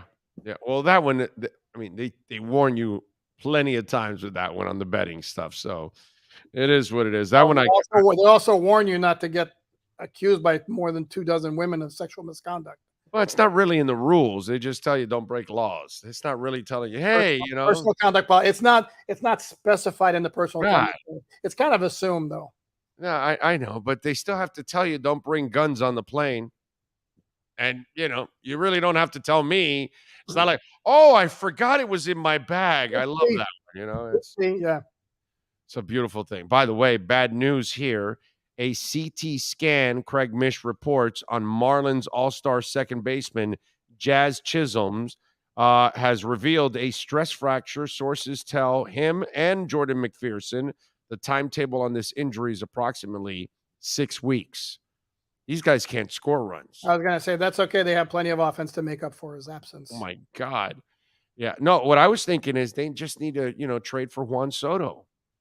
Do you realize Juan Soto's asking for a contract that's worth more than half of the value of the Marlins? I know. Because they're like at $950 according to Forbes. He's asking for a $500 million contract. And, dude, I'm all for guys getting what the market bears, but I don't know about you, but it's offensive to me when somebody turns down, what was it, 12 years, $440 million. Sorry, we're insulting you with that offer. I mean, I know. Jesus. I wonder if it's just that he doesn't want to stay in Washington. I'm just wondering that. Is it really, because it's hard to turn down those kind of guarantees. Now, then again, maybe we're not so much insulting him, Alan. That's the way we look at it, because you and I will never be in that stratosphere. In his eyes and his agent, he's going to get his money from somebody anyway. So I don't want it from them. I want it from somebody else. I want to play somebody. So I'm just wondering if that's because it can't be really, oh, no, I need 470, not 440. Oh, I need 500. I can't really believe that that's what it's all about. You're going to get your money either way. I kind of feel that it's a Nationals thing right now. I don't know. Maybe that's just me. He's also got Scott maybe he's seen what's gone on the last couple of years, and remember that extension will be on top of the 2.5 years that he has left. No, correct. But unless I'm mistaken, Scott Boras is his agent, and Scott Boras is going to squeeze like every juice out of every penny. So I think he may think he can get more. Yeah, it's a great offer, and he can get more. And when I say when I make fun of turning down the offer, I'm talking from the perspective of a layman. I preface it by saying, yes, I understand, guys. I don't begrudge guys for getting what the market bears. But it's rough again as an everyday guy to see somebody turn down that kind of money. It is. All right. Follow him on Twitter at Poupart NFL. Catch his work there at alldolphins.com for Sports Illustrated. You better bookmark that page, Dolphin fans all around the world, so you can keep up with Alan and his coverage. And it heats up next week, baby, as camp opens up finally on Wednesday. Yes, thank God. Finally, man. We need this, bro. Marlins aren't giving us enough during the summer here. We definitely need it in a big-time way. Alan, have a great weekend, my friend. Thank you for taking some time. As always, we'll catch up next week. You got to have a great weekend yourself. Thank you, sir. There you go. Alan Poupart and our Sports Grill Miami Dolphins report. Don't forget, Sports Grill is hiring in their locations in Doral now. That's coming up. And what's it called? Miami, up in Bird Road and 114th. And in Miami Lakes, they're hiring all kinds of positions. So if you're looking for work, Sports Grill in Doral, Sports Grill on Bird Road and 114th, and Sports Grill in Miami Lakes. All three locations are hiring hostess, cooks, servers, managers, you name it. They're hiring at Sports Grill. Check it out. This has been the Sports Grill Miami Dolphins Insider Report with Alan Poupart, exclusively on the Big O Radio Show. Make sure you subscribe to the podcast and never miss a report. Search Big O Radio Show on most platforms. Visit Sports Grill in our sponsored locations in Miami on Bird Road and 114th and in Miami Lakes in the Royal Oaks Plaza.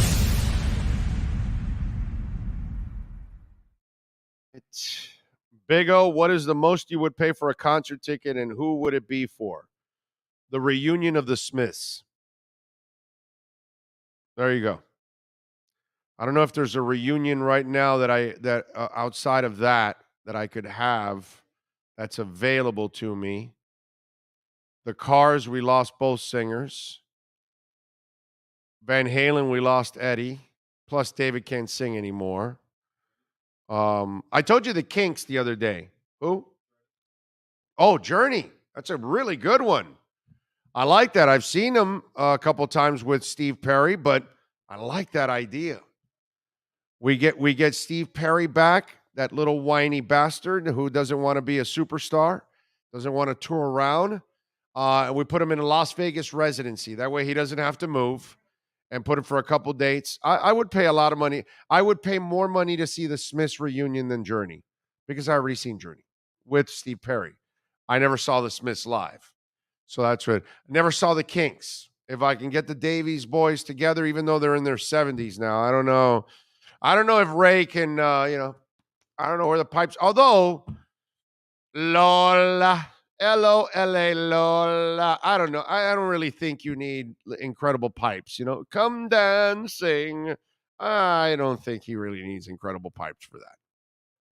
You know what I'm saying? The Kinks music, it's not like it requires a Steve Perry type of singing. You know what I'm saying? Now, you want to sing Journey songs, man, you better have some pipes. You sing the Kinks, I don't think those are pipes, So maybe Ray Davies can still do it. So if you can get Ray and Dave, that would be good. They have to be alive. It has to be realistic, like right now. Like, we can reunite Fleetwood Mac because they've broken up 8,000 times. Sergio Ramos says over 9 wins. I'm going over, bro. I bet my money in Vegas over 8.5 with the Dolphins. I put my money where the mouth is, bro. When I went to Vegas, not this time, the last time, I bet the Dolphins over 8.5. I have all confidence in the Dolphins this year. I have all confidence in Tua Tagovailoa. I saw a photo of Raekwon Davis the other day, and he's a massive human being. Maybe he'll make that leap to the Pro Bowl this season. We need it. We need to see him dominate. Big O, what's your expected record for the Fins this year? I'm going to go 11 wins. How about that? I'll get a little cocky. 11 wins. And then we'll win the Super Bowl in Arizona. I'd rather see a cover band playing 70s music than the original band in their 70s. No, I would not, because the original band in their 70s is still better than anybody that is in the cover band. Okay? Do I want to see Eric Clapton play in his 70s, or do I want to see some kid that's 37? No, I'll go see Eric Clapton. I get what you're saying. If he can't sing, then then it's not worth it. I totally understand that. And I'm the first guy to tell you, hey, David Lee Roth can't sing. Don't go see him. David Coverdale, Whitesnake, he already lost it. Don't go see him. Vince Neil of Motley Crue lost it. Don't go see him. I'm the first guy to tell you certain people, when they've lost it, they're done. I'm not seeing them anymore. And so I get that. I'm with you 1,000% on those kind of people.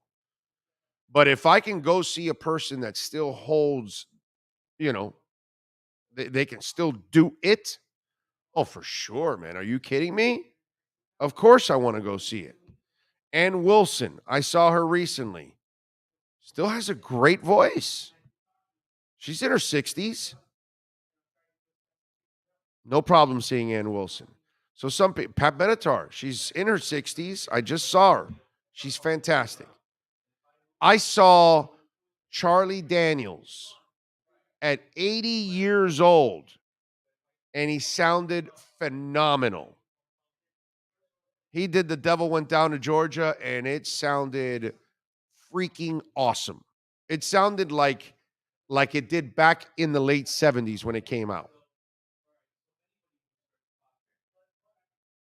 So sometimes you still have the magic even into your older age. Now, those that lose it, I'm with you. I get it. You're not watching that person anymore. You're watching a shell of themselves. That I don't want to see, because that's what you're talking about, 6193, is the pain of me watching Sugar Ray Leonard play box at the end of his career and get, knocked down by nobodies. It's watching Muhammad Ali hang on way too long and just get pummeled in corners, and you're like, dude, why are you still doing this? It's watching Joe Namath in a Rams uniform going, dude, you had your career. Get out. Leave. You're a shell of who you are. It's watching Willie Mays in a Mets uniform. It's watching Dan Marino with bone spurs on his shoulder, and he just doesn't have the same arm. And plus, they made the offense so basic that the damn Patriots knew their signals. Those moments are sad. And it doesn't matter if it's an artist. It doesn't matter if it's an athlete. Whoever you idolize, you want to remember them at that moment. And sometimes it's somebody you love. Sometimes you don't want to see your best friend, your colleague, your boss, your father, your brother, your sister, your uncle, your grandfather. You may not want to see them in their last moments in their deathbed. You know why?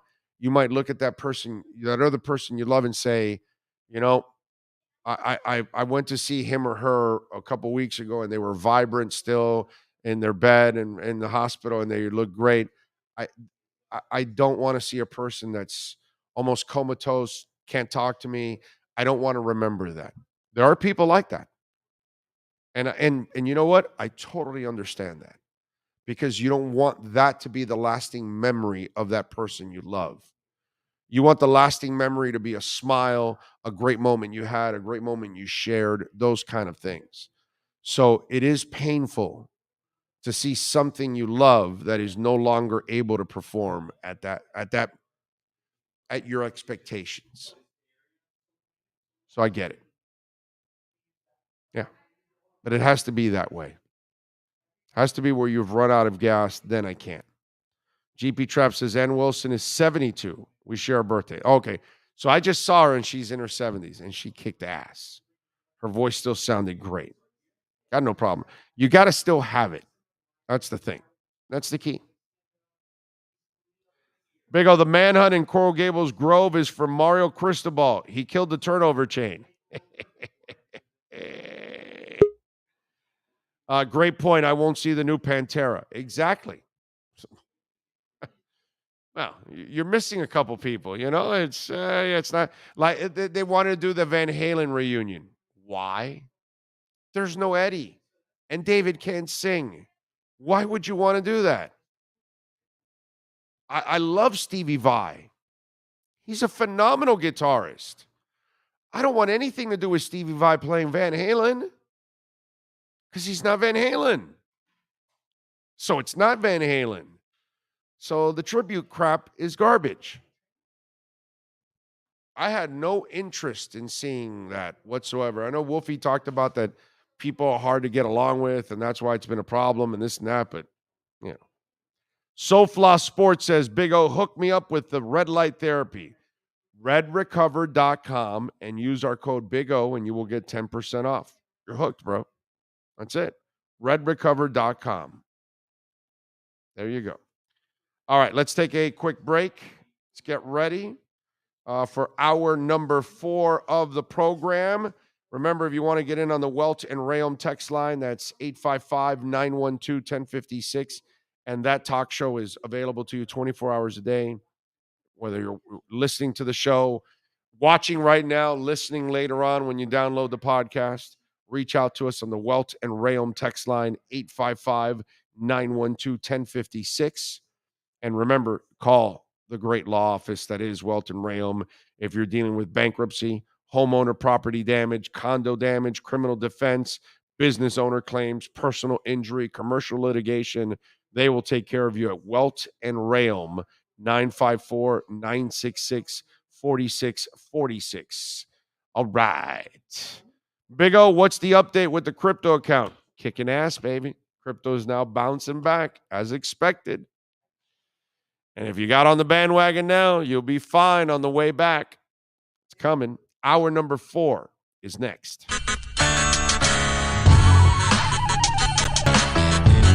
If you're a Miami sports fan, then there's only one store to go to, and that's Caneswear at Miami Fanwear in Davie. They're your one-stop shop for all your inner Miami CF, Canes, Dolphins, Panthers, and Marlins merchandise. They have hats, t-shirts, game day jerseys, and so much more. Located at 2511 South University Drive in Davie, and open 24/7 online at caneswear.com or innermiamiwear.com. Call them at 954-835-5597. Caneswear, the spot where inner Miami and all Miami sports fans shop. Sports Grill on Bird Road, Miami Lakes, and their newest location in Cidral is now hiring. If you're looking to join a great company and South Florida institution, give them a ring or drop an email. Sports Grill is hiring all kinds of positions from hostess to servers, bartenders, or join the kitchen staff to craft some great food for their amazing customers. Please send your resume to m.cruz@sportsgrillmiami.com or call 305-219-5726. That's 305-219-5726. Sports Grill. Good food, good drink, good friends. Red Recover now offers a simple-to-use, professional-grade light therapy device designed to help your dog heal and live a healthier life. Red Recover emits red and infrared light therapy based on the same science that NASA developed, all in a soft, flexible housing pad powered by a convenient, rechargeable lithium-ion battery. Give your dog the same therapy that many veterinarians use today, but at a fraction of the cost. Pads are available in 3 sizes and come with attachment straps, clips, and an easy-to-use manual. Red Recover can help your dog with arthritic conditions, muscle soreness, intervertebral disc disease, ACL rehabilitation, performance, aging, and general health and happiness. You simply place the pad over the desired area and allow our proprietary Tri-Light therapeutic wrap to penetrate deep into the tissue where a number of healing parameters will be stimulated. When starting treatment, apply for 10 to 15 minutes daily and lessen the application time as needed for best results. Say yes to science and give your dog the care it deserves with Red Recover.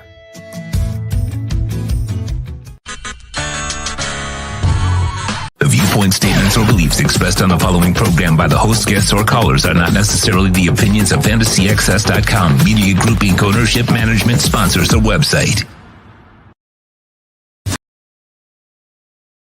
When it comes to South Florida sports teams, very few in the media have witnessed, lived, and covered it like the Big O. Let's start the program dedicated to your favorite South Florida teams with a passion that's unmatched. The Big O Radio Show is on. Here's the Big O. We are ready for hour number 4, and I'm excited how we're starting hour number 4 out here at KSDT CPA offices here in Dayland, because I've got Dr. Francisco Cidral, and this is a special moment for me because, you know, about a year ago, Ed goes to me, hey, you're having problems with your hair, right? And you're and I'm like, get the hell out of here, dude. I mean, I'm going to try a hat on and it's going to help me grow. And he goes, hey, it could happen. And he goes, it's worked for me. And I'm like, all right, I'll try it. And so, Doc, I got to tell you, we're a year later, and I've filled in I'd say about 85% of it. And and even baby hairs are still growing in other areas there that I call it the natural yarmulke. And I am now eliminating the natural yarmulke that we all developed thanks to your red light therapy, Doc. So thank you for joining us. I appreciate it. No, I'm very glad to hear that. No doubt. And by the way, Dr. Cidral has a master's and PhD in neuroscience and a postdoctorate in health science. He's also an expert on how light energy impacts our health, and he specializes in integrative therapies and neurobiology of pain and inflammation, and also has several clinical studies published internally on light energy therapy.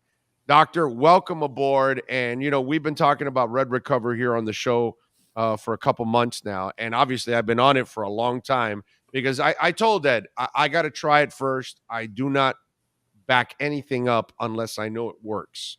And then I can actually do, and represent it, because then that's how you feel good about it. And I showed everybody the before and after pictures, which freaks you out on the before and after pictures. But the question I have for you, first and foremost, what led you to this? What was that watershed moment for you, Doc, that you said you were so intrigued with how this can make a difference with so many different aspects of our life, not just growing hair, but pain and discomfort and all kinds of things? So that happened at school, actually, when I was at the university. My background is integrative medicine. I did my studies in Brazil. The family is Italian, but I was born in Brazil, but I've been in the U.S. now for 10 years. So I actually, like a James Bond, I got 3 passports: Brazilian, Italian, and American. But do you take the car with you so you can do the license plates also? No. Yeah. So I did my studies. It's similar to a naturopathic school here in the U.S. It's a full-time 4.5 years program in integrative medicine. One of the subject was, of course, low-level light therapy, and I just loved it when I was a student. Like, I started getting my hands onto anything that I could on the matter. And then after I graduated, I went into a 2.5 year specialization, and I did acupuncture. I never liked the needles very much, and that's when I started using lasers instead of the needles. So laser acupuncture, results are phenomenal. After that, I said, I want to understand this more. So I went into a full-time master's in neuroscience, studying photobiomodulation, lasers, and LEDs, and then a four-year PhD in neuroscience, studying the same. Became a professor of neurophysiology, integrative medicine, and photobiomodulation at the university. So I was supervising students going through the clinic. In the last years, they have to do like an internship, and the results that I was seeing were impressive with this therapy. And back in the day, then I started going into not only near infrared like lasers and LEDs, but then far infrared as well. Developed some patent formulations on the far infrared part of things, and was brought into the U.S. by different companies to work with this technology. So I've been here for about 10 years doing scientific consulting and research for different companies. And I'm still a professor of integrative medicine, neurophysiology, and photobiomodulation, and supervising students that are going through master's and PhD in neuroscience or in health sciences using low-level light therapy. So it's years and years of research, and every year we find something new. There is a lot to it that we don't yet understand. It's very well validated, but there is a lot more to discover, which is incredible. Folks, if you're dealing with chronic pains, maybe old injuries, or maybe even after soreness after workouts, red light therapy is amazing. Go to redrecover.com. You can check out the video blogs, but you do have the expert right here that's going to tell you exactly why it works. And I've been explaining it to you all, and I've been telling you about the hair, and I've been telling you about Sean, who, Doc, by the way, Sean has bone on bone in his knee. Wow. Yeah. And even the red light therapy helps alleviate the discomfort. And he also feels like the blood flow also gets better around the knee when he's using it. So explain to us, what is red light therapy? Because I'm watching, like, my wife, her pain is being getting lifted. I see Sean, with less discomfort. Me, my hair is growing. So walk us through, what is light therapy and the history behind its start. So the history is pretty old. I mean, low level light therapy or light therapy has been even described in the Vedas by which is the basics of Ayurvedic medicine. And about 3,000 years ago, they started using sunlight for therapeutic purposes. Where we're separating, of course, sunlight is full spectrum. We're looking at a specific spectrum, or a specific part of it, which is close to the reds, and the near infrareds are where we have a lot of those biological activities. Not to say that the other wavelengths do not, but a lot of the pain medicine and the sciences behind the red and the infrared. And so it started there 3,000 years ago. And then about in around 1905, 1904, there was actually a Nobel Prize for physiology, and it was for the treatment of lupus vulgaris with light therapy. So then the science started to pick up, but once they started studying with lasers is generally, the first uses are high intensity lasers. And if you have a very high intensity laser, then you can actually damage the cell. That's why they use it in dermatology, to remove the skin, the upper layer of your skin. There's a lot of things that are done with high intensity laser. The one that we're talking about over here is not high intensity, it's low intensity. And that was basically discovered in 1965.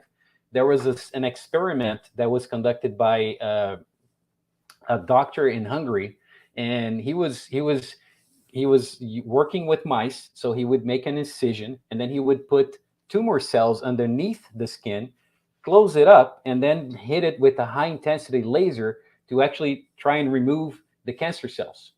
So in one of the situations, he had to change his equipment, and when he started the therapy, the treatment, he was not killing the cancer cells. What was happening was that the hair on the animals was growing faster, and the incision was healing faster. And then he was like, high-level laser is not supposed to do that. And then he sent it back to the manufacturer, and the guy said, "Oh, I'm sorry about this, but I sent you a very low-level laser by mistake." So it was by mistake that they discovered that there are two different effects. If you hit it with a high power, high irradiance, then you actually kill the cells. If you hit it with a very low irradiance, you are stimulating the processes within the cell. That was 1960 something. In the 80s, wow, NASA started to do a lot of studies, the NASA here in the US, and they wanted to develop some sort of an approach or a clinical approach to treat wound healing in space and also to increase plant growth. And then they decided to use photobiomodulation. They developed specific types of LEDs that they used. And if you go now to the NASA website, they still have that. They have that line of research, because very high intensity is bad. Very low intensity at a very specific parameters is very good. What it is doing, the basics of it is stimulating our cells to create energy. And that's a very good thing. Yeah. Inside of our cells, there is one of the organelles is called mitochondria. Everybody heard of the mitochondria because the mitochondria is like the powerhouse of the cell. It generates the energy for everything that the cell does. So it happens that inside of the mitochondria, there are specific molecules. One of the complexes inside of the mitochondria, pardon the technical name, but it's called cytochrome C oxidase, is a photon acceptor, is a molecule that alters its behavior when red light hits it. And what it does, it accelerates production of ATP, which is cellular energy. So you're talking about something that is naturally enhancing your own cell's ability to create more energy. Right. So no matter where you use it, it's going to be good. right? Yeah, no. In fact, Ed and I were talking about this because you're talking about the overall benefits for humans and animals. And one of the things he told me with the hat, that it's also going to help generate blood flow in the brain too at the same time. It So does. yeah, so it's interesting. While it's growing my hair back, it's actually also benefiting me in other ways, which is what you're talking about, that the laser therapy is not only in the healing process, but it's also doing other things. And it's very well validated. If you go into the National Library of Medicine, the National Center for Biotechnology Information, that is hosted by the United States government at the national libraries, and you type into their database low level light therapy, or low level light therapy, you're going to see about 8,480 publications talking about the benefits and the studies. If you look at low level laser therapy, because it's a little bit longer, it's about 10,000 publications. Right. So it's very well studied, and the overall clinical effects is it increases microcirculation in the area. It's going to to increase production of cellular energy because it's stimulating the mitochondria. And then you have the side effects, and the side effects are very bad. They are increasing angiogenesis, increasing the oxygenation of the tissue, increasing production of collagen, increasing muscle regeneration, decreasing inflammation, increase nerve regeneration, and increase even bone formation. So those are very bad side effects, right? Right. Yeah. Yeah. Why? Because you're stimulating the cell to do its thing. So that's another interesting point. It's not something that is invasive, that is going to then create a lot of, it's going to act in the specific pathway, but it has a lot of bad side effects. And like we know with a lot of, medicine, a lot of drugs that we take, with this, you're actually stimulating your own endogenous processes. So the body knows what it's supposed to do, and that's what you're doing. You're stimulating your body to do what it's supposed to be doing anyways. Yeah. It looks like sometimes the drugs manipulate, this stimulates and gets it to do what it's supposed to do, instead of maybe some of the drugs maybe doing things that we're not supposed to be doing. So exactly. It's because when you're stopping a pathway that is supposed to be there, sometimes you have problems. This one is not stopping anything. It's improving. It's giving the cell energy. In the case of your hair there, for instance, you have an area that was not growing very well. The follicles, maybe the circulation there was affected. The hair, follicles needed more energy to produce and everything. That's what you're doing. That's amazing. Dr. Cidral joining us.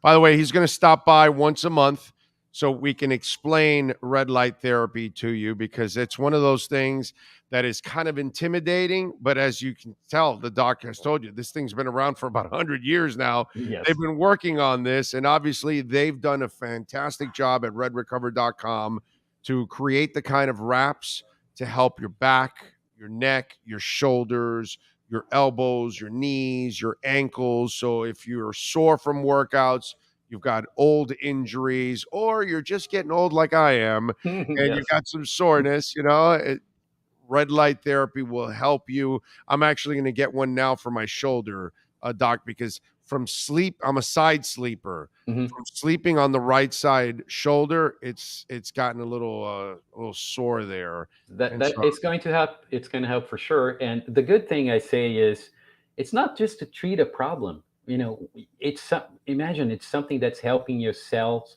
create more energy. You don't have to have a problem to do that. Right. We can use it prophylactically. Right. Exactly. And preventive too at the same time. It could be for preventive. So go to redrecover.com, use our code Big O. You will get 10% off. It's great for the kids because there's no medications. It's all natural. There are no side effects whatsoever.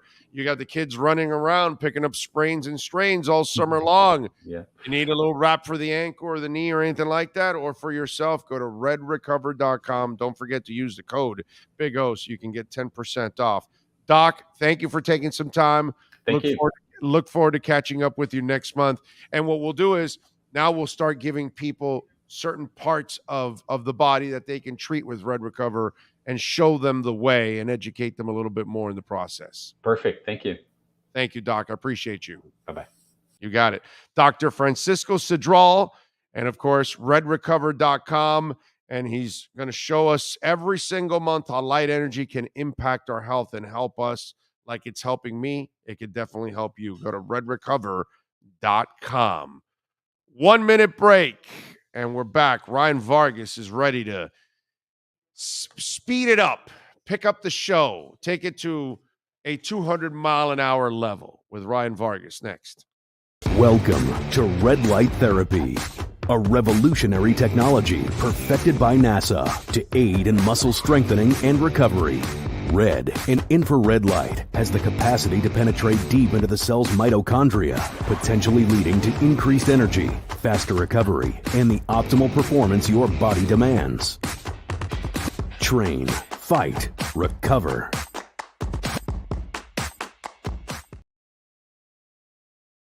For over 16 years, EJDconstruction.com has provided South Florida residents quality craftsmanship, accurate project management, and exceptional service. That's why EJDconstruction.com is an A-rated member of Angie's List and the Better Business Bureau. When you're looking for the right custom home builder for additions or home remodeling, please call my friend Eric at 305-433-4843. That's 305-433-4843 for EJDconstruction.com. When it comes to South Florida sports teams, very few in the media have witnessed, lived, and covered it like the Big O. Let's start the program dedicated to your favorite South Florida teams with a passion that's unmatched. The Big O Radio Show is on. Here's the Big O. Promised you, hour number 4 is underway, and Ryan Vargas is in Pocono. Yes, sir. He is getting ready for the Pocono Mountain 225. JD Motorsports own Ryan Vargas. Follow him on Twitter at RyanVargas_23. Mr. Vargas, how are you doing, young man? Oh, wait a minute. It's frozen. Oh, we froze. He froze. And, they're in the Poconos, which is like a romantic place, too. So I wonder if he took his special someone there. Or she might be mad if she doesn't go to the Poconos. I know if I go to the Poconos and I don't take my wife, she might be mad. I don't know. Is he unfrozen? He's frozen. Ryan, we need a better connection, brother. You're freezing up on your video. I can't get you, man. Wait a minute. Do we have him? You can't get me. There we go. There we go. Ryan, you there? Yeah. Do you got me? I got you for a second there. Let me see. Let me see if it hangs in there. You there? Let's see. All right. I'm right here. You got me? I got you now. All right. I like it. All right. So you're in the romantic Poconos. And I know you got your special lady. Did you bring her to the Poconos? Because she might be mad if you don't bring her to the Poconos. No, she couldn't make it this weekend. She's got a bunch of work, and it's a bit of a travel for her. So she couldn't make it. But one day, maybe one day. I follow you guys on social media, so I know that you got your special someone there. So I figured the Poconos, out of all places, she might demand to go. You know what I'm saying? So it's just one of those things. Well, by the way, I've never been to the Poconos. Describe the Poconos. Why is it romantic? Man, I don't know. I just know that there's a lot of forest, a lot of hills and mountains. I'm sure there's somewhere in there is probably some romantic getaway that I don't know about. Your romance is in racing.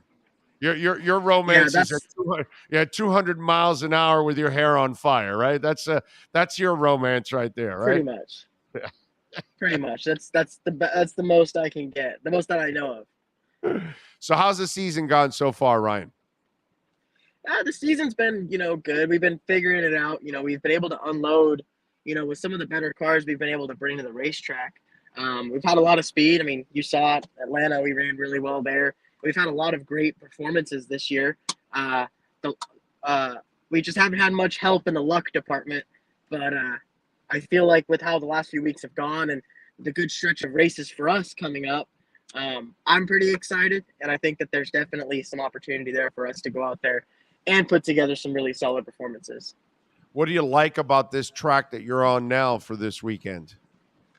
So Pocono has always been a place that has really fit my driving style. It's very wide open, very, a lot on throttle time. You have to really work with momentum. As you can tell, we're basically rock crawling right now. But we are, our cars always perform very well here too. JD Motorsports, our intermediate speedway program is just really, really good. And I'm very excited to kind of see, tomorrow when we do hit the track, how we race and how everything goes.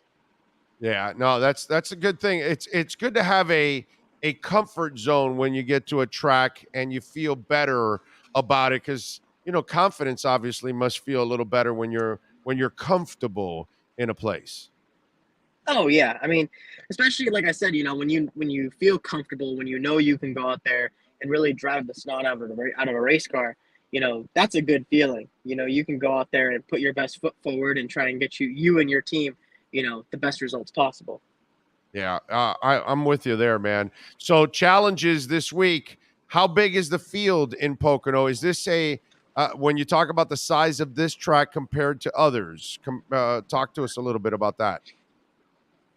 Yeah, so Pocono, it's a 2.5 mile triangle shaped track, different from our normal oval shape, I guess you could say. With this place being, a 2.5 mile track, obviously there's a lot of speed, a lot of heavy brakes, a lot of trying to figure out, trying to get the best setup for each different type of corner. Each corner here is way different than the last. They're all modeled off of corners from different racetracks. So it's almost like you have to give up one corner to be better in the others.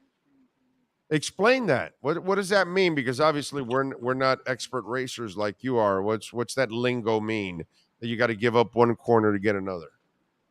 So say the biggest corner that a lot of people give up here is the tunnel turn 2.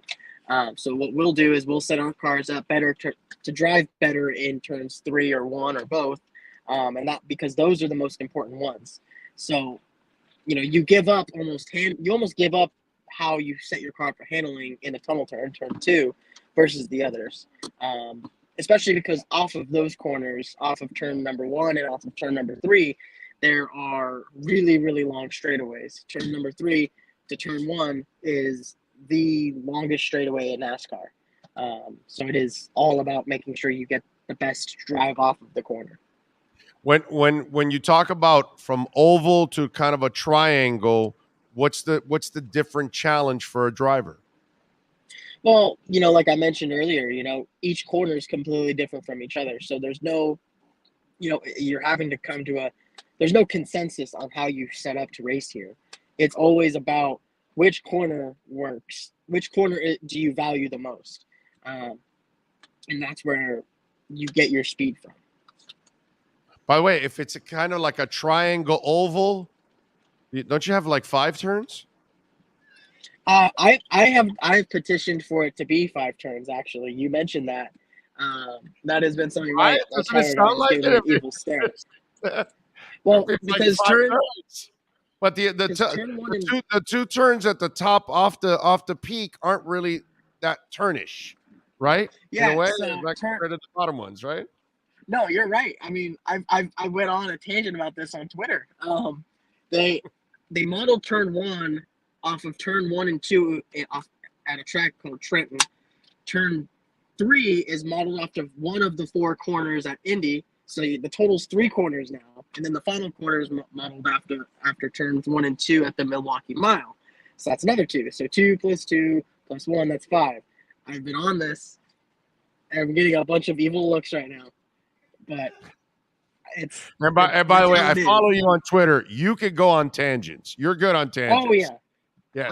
I will harp on ridiculous things sometimes. By the way, the other thing I've learned about you, following you on social media, you're a hell of a historian, dude. Like this, like the history of this, of your sport really well. Where did that come from? I mean, I was just such a fan for so long. Like I watched racing my tell you entire this, life. by the way, I tell you this, Ryan, why? Because I've been covering sports for 32 years. And I cover football players and baseball players and basketball players that wouldn't know a player that came 10 years before them. They wouldn't know about certain things because they're not really like big fans of the sport. It's kind of a job for them and they play it and all that, but they're not really like historians of the sport either because it doesn't matter to them as much. It matters to you, dude. It matters Yeah, to I you. mean, well, because like I said, I grew up being a fan of the sport. I love what I do, and I kind of like to also convey, the, I guess you could say, feel, to fans is like you know, just like them. Like I'm just another fan that's just very fortunate to do what I get to do, and I mean, heck, I'll sit in the grandstands and watch races. You know what I mean? Like that's just something I like doing. I'm a very big car nut. I love anything with four wheels and a motor, any type of racing. Sports car racing, NASCAR, dirt racing, even monster trucks will even go on that route. I mean, anything with four wheels I like. All right, well, let's wrap it up with this as Ryan Vargas gets ready for the Pocono Mountain 225 this weekend. Let's have a little fun. So, what is the weirdest, strangest, oddest thing that you need to do before you prep for a race? Or you can mention names or you don't have to mention names. What is the strongest, weirdest, oddest thing that you've seen another driver have to do part of their routine to get ready for a race? Just out of curiosity, because I would figure that all athletes have some kind of thing, routine, whatever. Is there any quirkiness in that routine as you get prepared? Or is there somebody else that you know that has something that's really just quirky in their preparations? Fire So away. I'll mention two things. One, my roommate, Myatt Snyder, he races the 31 car in the Xfinity Series. I raced against my roommate. Oh no, you can't freeze on the juicy part here. Wait a minute. No, you can't freeze on the juicy part here. Oh, he froze. He froze right at the end for the juicy part. Oh, yeah, all we know is Schneider, right? Or Snyder. That's it. That's all. And he's frozen. Dude, the whole interview was fine. The beginning was frozen. Are you back? Wait a minute. He's trying to come out of the abyss. Are you there, Ryan? Oh. Oh. Right when we had the juicies. He was going to tell us something weird. Like Ryan wears women's underwears or something during the race or something. He was going to tell us something odd. Right? It was Myatt. Myatt Snyder was who he's talking okay, about. well, Snyder, I don't know. I don't want to go toward Ryan being wearing women's underwear. I don't know. I just wanted to maybe Snyder wears women's underwear. The driver of the number 31 Xfinity car. I don't know. Somebody's got to do something weird or odd before a race. I've got to eat 8 hot dogs before I get in, which, by the way, that would be crazy. But, whatever it is. I eat one every time I came for a pit stop. Well, okay. But Martinsville, right? Yeah. Alan, Martinsville is where the hot dogs are? I think so. Martinsville, the infield is where everybody talks about the hot dogs. I think it is. So then let's do it. Yeah, let's do it. I'll do it. We lost them on that last question. One. So now we have to make up what Mike Snyder does. Damn, bro. Somebody no, we got to get him back to get that answer eventually. Next time on the Big O Show. Yeah, we got to get him next time for sure. Oh, right. He's popped back in. Did he come back in? He's there. Hold on. He wants to give us the skinny on this. That or he doesn't want us to start throwing stuff out of what we right, because he probably eats like a banana split or something before the looks like he's back and he's moving. Let's try it. All right, let's see if his internet is working there. All right, Ryan, you were gonna dump us right on the juicy stuff. All right, so what does Schneider do? Does he wear women's underwear before a race? Do you wear women's underwear? What is it? What's the odd thing that Schneider does? Oh, no. He's still frozen? You there? Talk? Say something, Ryan. Hello. Hey, you hear me? Yeah, I got you now. Yes, go. Yes. All right, go ahead. All right, you hear me? Yeah, go ahead. Go ahead. What do you got? Give me the answer. Well, no, so there we go. Wow, we're back. I don't know how that worked. So my roommate, he'll watch so much footage to the point where he'll mark down each individual person's lap, like decision as to where they drive their car. And then something I do that is a little bit different than most, I will often drink pickle juice to help with muscle cramps and fatigue inside the race car. So that's a little bit of something right there. Isn't pickle juice like disgusting? There's this guy saying it's awesome. How is pickle juice awesome? Brian, come on. Do you have to hold your nose? Do you need to take do you add sugar to the pickle juice? What do you just drink? How much pickle juice do you have to drink so you can avoid cramps? So I was only able to hear like. Damn it. All right, Ryan. We got it. Let's cut it off. All right. I appreciate Ryan as always. Thank you. We gotta get him with a better connection at times there when he's around the track. Yeah, he's around the track. I mean, he's up in the mountains in Pocono. I'm sure you know. Yeah, definitely not. All right. I like chanting turnover chain. Okay. All right. Next time on the Big O Show, Ryan looks a lot like one of my students. Damn, I'm getting old. Well, he's a young guy. He's a young guy, man. Ryan's very young. Yeah, he's just right. He's in very early 20s. I'm pretty sure of that. Yeah. Wish I had the opportunity to see the Talking Heads. That's not bad. That's a pretty good one, by the way. I like that one. Talking Heads is pretty good. What else do we have here that I wanted to really get off my chest? Really isn't much today, to be quite honest. Ice-T joining Megadeth in their new album.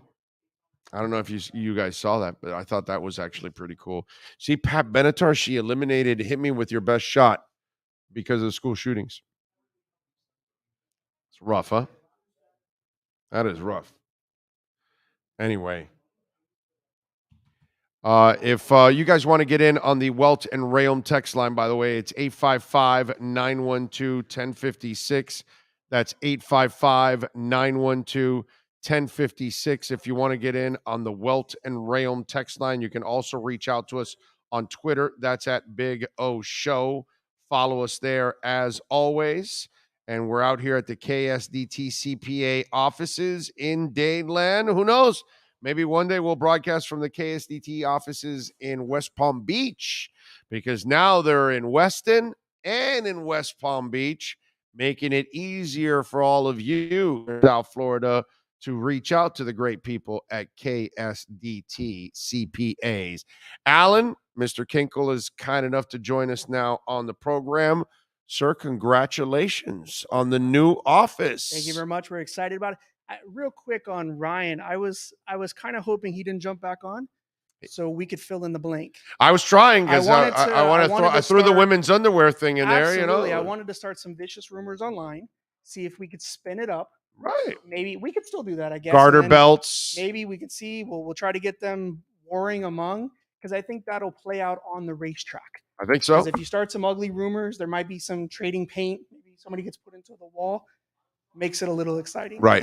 No, I'm with you there. With you there. You know, that would be a little fun. I was hoping we'd get some more personal for us. But I mean, we all have our quirks, right? That's what makes it fun. how we get ready for something. So we always kind of say that when you watch the race from a fan point of view, you want a checker or a wrecker, meaning in the wall or a checker flag or somewhere in between. That way you're on TV one way or another. One way you either glorious on fire ESPN or you come across first place. No, we don't want anybody to get hurt, but that's what puts you on TV. That's what makes it exciting. So every once in a while you want to see see some nobody getting hurt, but you want to see some paint being traded. By the way, this weekend at the Pocono Mountain 225 on Ryan's car, you will see the KSDT logo there Absolutely. on the car. So make sure you're rooting for Ryan and the great people here at KSDT CPAs. And talk to us a little bit about you guys continually grow. You have picked up another CPA office, and by the way, if your business is looking to expand and be a part of a big company like KSDT CPAs, maybe you want to reach out to Alan. Talk to us a little bit about that. So it's an exciting time. We continue to grow. We're hiring like mad. And we're looking to expand in the South Florida area. We want to be kind of a South Florida firm of choice, which is Dade, Broward, Palm Beach. Palm Beach has been kind of a tough market to get into. It's a very kind of legacy market. But we were able to acquire a beautiful firm there, kind of bring them into the fold. So that allows us to now have a Palm Beach office. That's an exciting market as well. So we continue to grow by hiring new people. But, if there's any accounting firms out there that are kind of looking to kind of exit out, we bring in, we find a lot of kind of the baby boomer generation where the sole proprietor, they have 4 or 5 years left. They really don't know how to kind of exit out. They know how to take care of their clients, but they don't know how to kind of, create their own exit strategy. They just kind of send a letter to their clients, good luck next year. But that's an excellent way to grow for us, is to help. It's kind of a 4-way win-win-win-win for a person looking to retire, sell their firm. They don't really know where to go. We kind of bring them into our fold. So the clients get great service because now we can give them additional resources, an army of people, if you will. Their staff gets taken care of because if a sole proprietor retires, they kind of lock the door, and then people are now looking for jobs. So we're able to bring the staff over, continue giving them a career development path, training, resources. The clients get taken care of because now they have more opportunities. They have more services that they may not have had before: wealth management, retirement planning, estates, gifts and trusts. And then we're able to kind of grow our practice as well. So it's kind of a win-win-win-win situation. And we probably have done it 28, 29 times in the last 15 years. The Palm Beach was the most recent one. We brought them in July 5th. 10 people firm. We kind of brought in 2 or 3 partners. We're looking to kind of exit out, and they have a couple year runway. Then there was one partner that wanted to kind of stay around for an extended period of time. So now they're part of the family. Part of the family now. We brought in an excellent partner to bring part of our program as well. We brought over 10 talented staff folks that know what they're doing. So we just expanded our service. So right. And you're adding probably to that. Absolutely. You're adding value. And we're also in a location that we previously weren't in. Right. You can grow now. And they already have kind of the name. They're already kind of rooted there. They already have the connection. So by kind of trading on their name for a certain period of time helps us out as well. So it's kind of a win-win all the way around. So we're excited about that. No doubt. And by the way, if you need KSDT and you want to contact them, you can contact them here in their Miami offices at 305-670-3370. Their Weston offices, 954-485-5788. And of course, again, it's not just taxes. Alan, tell them. You saw Omar. He needed an LLC right there. Boom. Yeah. If you're trying to set your will up, you can do that. If you're looking to buy a business and you want to find out how profitable that business is, you can call KSDT. If you're looking to plan ahead, because we still have rate increases that are coming, we still have supply chain issues, we still have gas issues, and you're trying to figure out your company's expenses and things like that, and you're trying to plan for your business for the next year or two, KSDT can help you in that. Absolutely. And we talked about this the last time, is that when you hear tax audit advisor, there's such high level 10,000 foot views, but you get into the weeds, there's so much we can do. We kind of take a step back and say, we'll put the question back on you. Well, where's your business at? Are you a startup? Are you growing? Are you kind of a mature business? Or are you looking to kind of transition into a next chapter? Based upon where you're at with your business, we'll tell you, okay, well, now you're a startup. You may be looking for funding, growth, hiring people, inventory. Maybe you're mature. You have competition, performance issues. Maybe you're on the backside where you're looking to sell. So we'll help you value. And you can help you value the business. Absolutely. Yeah. We can actually find a buyer for you, value it, get you the highest price, put you in contact with a buyer, and then help you transition into the next one. And then that might even create wealth management or estate. So it's the question is, where are you at? And then we can kind of match the people, the service, the product to where you're at. Versus sometimes when you say tax, it just eyes roll back in their head, Right. you know. It's not, yeah. So we always kind of say, well, where's your business at? And then say, well, have you considered this, considered this, considered this? Right. So, right. And by the way, with 3 offices, a lot of people, a lot of businesses are still hiring. Are you guys hiring, just in case if people want to, if they're looking for work, just in case? I got to ask, because we cannot hire enough people. There you go. So if you are a talented person, good character, you have an accounting background, and you're looking for an amazing place with great people, give us a call. We can't get enough people through the door. Every week I do a new hire orientation with new group, and we can't get enough, which is a great problem to have. But we just have that much services to provide. So if you want a great place to work, grow your career, give us a call. Great place, trust me. I mean, when the kitchen's just 3,000 square feet alone, I mean, it's a great place. Just a shy under that. I get, yeah. My house fits inside this kitchen. I mean, it's just it's freaking amazing. So really, reach out to the KSDT folks if you are looking for work, because obviously we also know that people are out there looking for work. All right, give us something that KSDT does that we haven't talked about, because I've had you on a couple times. Throw me a curveball, something that's something that maybe people won't even imagine that you guys do. We have a property management division where we have a lot of clients, especially international clients.